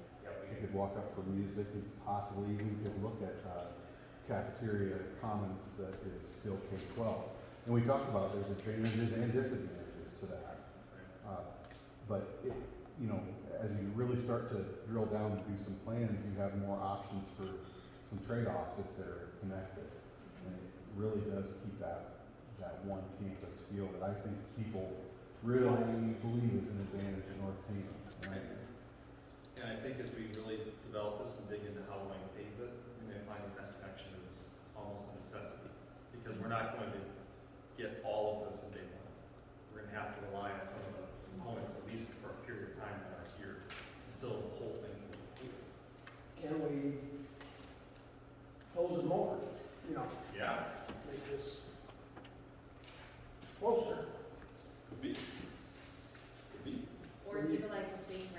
just do a plan for what we would do, because in our minds, we have this big street, we're doing this little connection. We're not gonna do anyone traveling here or here, what are we doing with this space, right? We Yeah. have just outdoor space now, so Right. maybe it's just planning around what that looks I'll like. plan for this space. Yeah, yeah. Yeah, yeah. Because I can't envision it right now, you know, we're stuck in what we see today. Right. We're just thinking, you're just gonna put something in between the road and then, what the heck's that mean? Yeah. So yeah, I think the connection's probably a good call for, Well, you know. if we close the street, close the buildings closer together, you're gonna gain a little bit of ground, open space to the west, Correct. all that for playground or whatnot. And compared to the little sidewalk space that's between the current elementary and the ICN room, the MPR, and the kindergarten or preschool room, Yeah. it's a lot narrower than a street, but it still gives you a corridor to walk if you need to, and you get the light coming into those rooms. Right, right. So you can pick up that space, and your connection wouldn't have to be as large. I think if you went with option 4, you just have to say what's around that and kind of what's the playground, you know, in our mind, Yeah. what's the playground, so what is that? You have to come up with a message of that. Okay. You lose a ton more parking in the street when you come to games, and if you're gonna put a gym Yeah, facility exactly. over there, your parking's way further away, so do you have a route to park on the south and far east side? Do you have an indoor route to get to that gymnasium when you're talking freezing cold Sure. basketball games and? Because more than likely, you're not coming through the entire school, right? We talk about building compartmentalization. Well, Yeah, how do you get there from that far away parking when you're talking guests and you're talking handicap? Well, part of that might be that it's on the south side of that addition. So just things to come up, because that's what people will be thinking when they see Oh, yeah. this, that's where their mind will right away go. But we've been to schools where I'm trying to think where we've been for basketball games, now it was down Collins Maxwell or wherever, where they had parking on this side, you walk clear through to here Yep. for ball games, and then they had parking here and here as well, but if you park over here, they had a map basically to get you through, or arrows to. yeah, right, this For is visitors, the all hard surface play area that is used as a secondary lot for athletic events, right? So kids are able to play there safely during the day, and if there's an athletic event after hours, well, then we open the gate and you can park in that space. How many stalls can we get in there? It's less than over here, but it's an option. In option 5, where will the elementary have band and vocal? We do have programming music space for them within that new building. But like what was said earlier, maybe we share some of that square footage where we think about, well, if we want to upsize the gym to what a competition court would be, right? Then I need this big of a space, and I take that music room and I say they're going to use the existing space, and I can kind of trade some of that square footage. Maybe if we're trying to hit a cost point.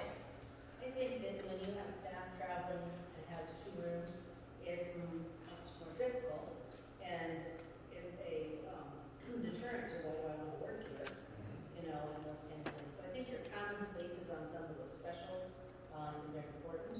I mean, I have a son that did that for 3 years, and it's hard, and it's over that room, and, you know, little things like that. And so that, I think,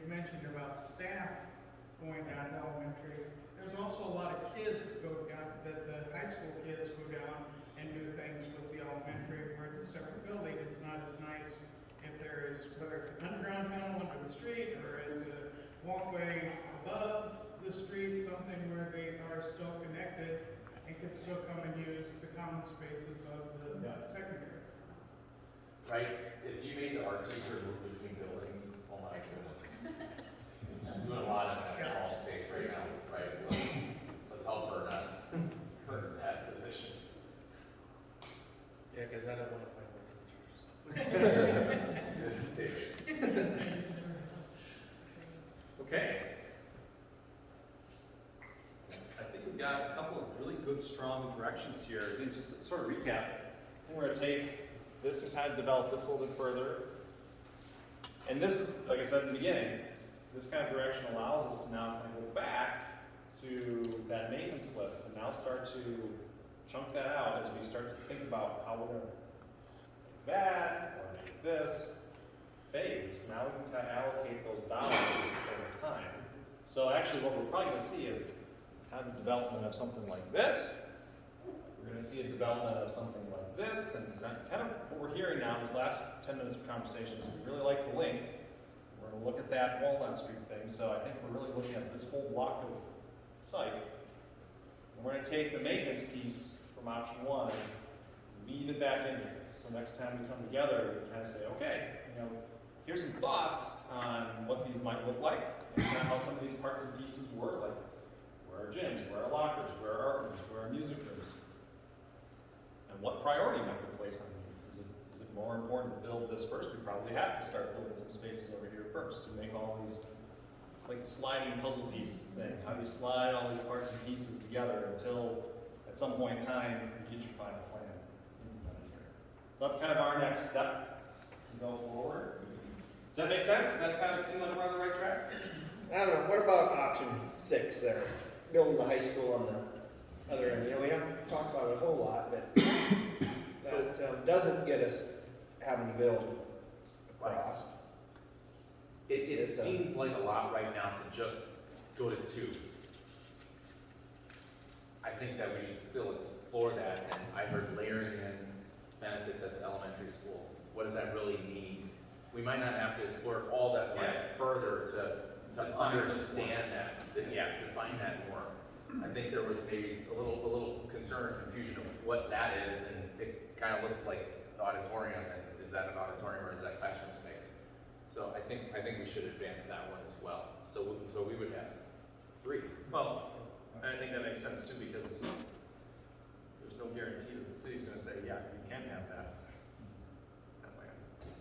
Well, and that would involve acquiring additional property there too from a private owner, but I know, you know, if you just go on Google Maps today and look at an aerial photo of it, and you look at the area that's currently covered by our 1917 building, and you look at the area that's covered by those 2 houses and their yards, it's a bigger space where those 2 houses and their yards are than what, that's larger than what our 1917 building is. So it would allow, if we were able to acquire that, you to replace all the classrooms that are in the high school, but also remember the high school building contains a couple of elementary classrooms currently. It contains an office space, which an office can be moved. It contains the library. You know, there are some different spaces in there, and then the nurse's office, counselors, 2 counselors' offices, and cafeteria commons. So not all of those things would have to go into that new space that would go over there on the east by 63. Instead, some of those things could go more in the center of our junior high, high school, and elementary, where the 1917 building is right now. A cafeteria, commons. Wouldn't it be great to have our counselors at both levels working together side by side, plus our mental health services that we have now that's perched up on the 4th floor in that tiny little space, working close to that person in a health office, in a maker space, and a library that's on the main level. It'd be easily accessible by the community as well. I mean, no one would ever consider having a community-based activity in our current library. It's just the reality. But For option 6, when it's attached like that in renovations, that means no gym, no any of that stuff is in there? At this point, yes. On 6, right? Correct. So no additional elementary school gymnasium. So if you did that one, can you look at whatever Hill was talking about the gym? No, I don't want to. Take a look at that. Any of that, do I? right. Yeah, so I can't really use the stage maybe. Right, so that rectangle right there is the gym, but if we can transpose that visually, and what if there's another gym space, and instead of this C shape, we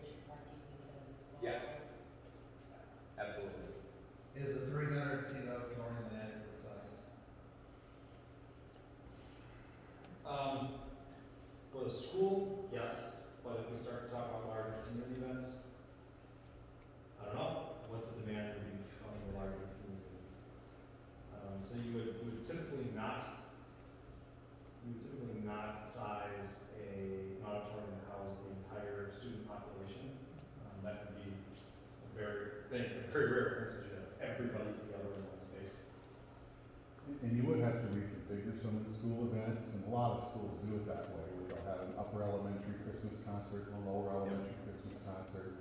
Because you look how many attend our Christmas concert now, and we need a gym for that. It wouldn't fit into 300 seats, but it could be done if you just reconfigure how those things were offered. And you wouldn't hold a graduation, there would be certain things that you would not have in that auditorium.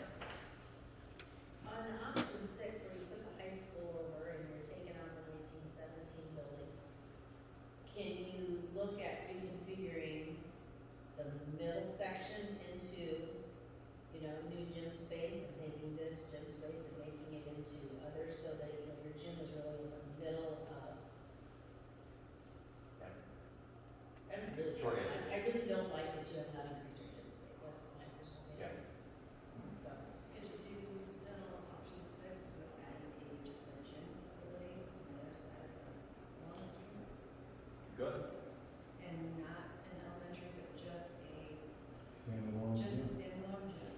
So that's more of where his conversation from way earlier would come to play, in my opinion. The city involved, where you'd have more of a wellness center that could be doubled with the city. Correct.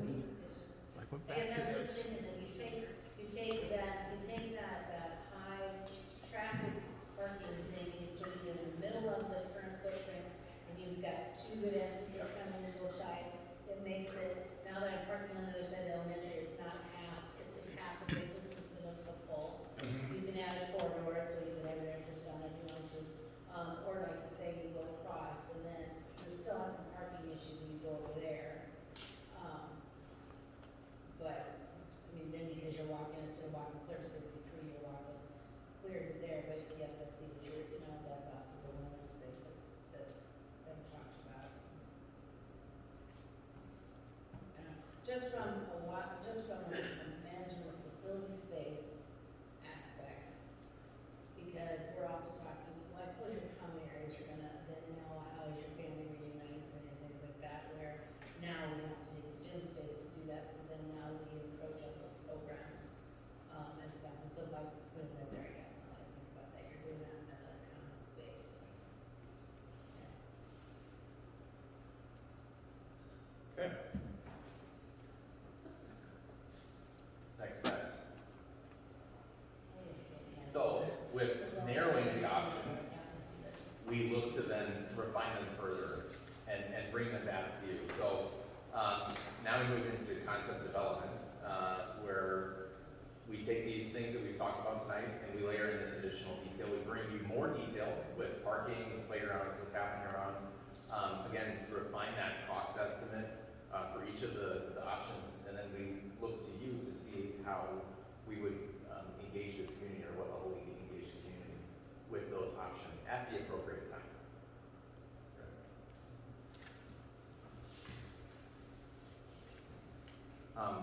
We did want to just briefly hit on, as we look, you know, way far down the road, what are possible outcomes that could come of our exercise tonight and our whole experience in this long-range master plan and all of our steps.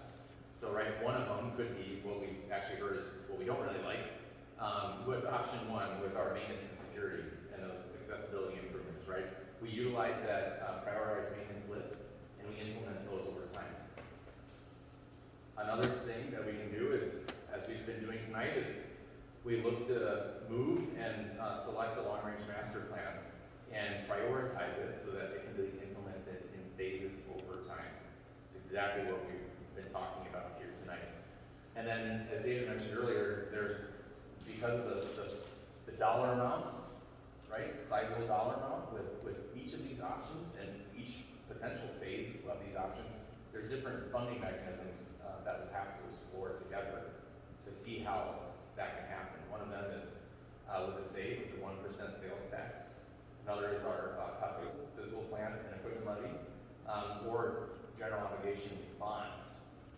And no specific date, but right, these are dates when questions can be asked of a community, just so they're in the back of our mind as we continue to move forward, right? So we've thrown up 2022, 2023, 2024, 25, 26, right? They keep going on. They don't just stop because I have a list on there.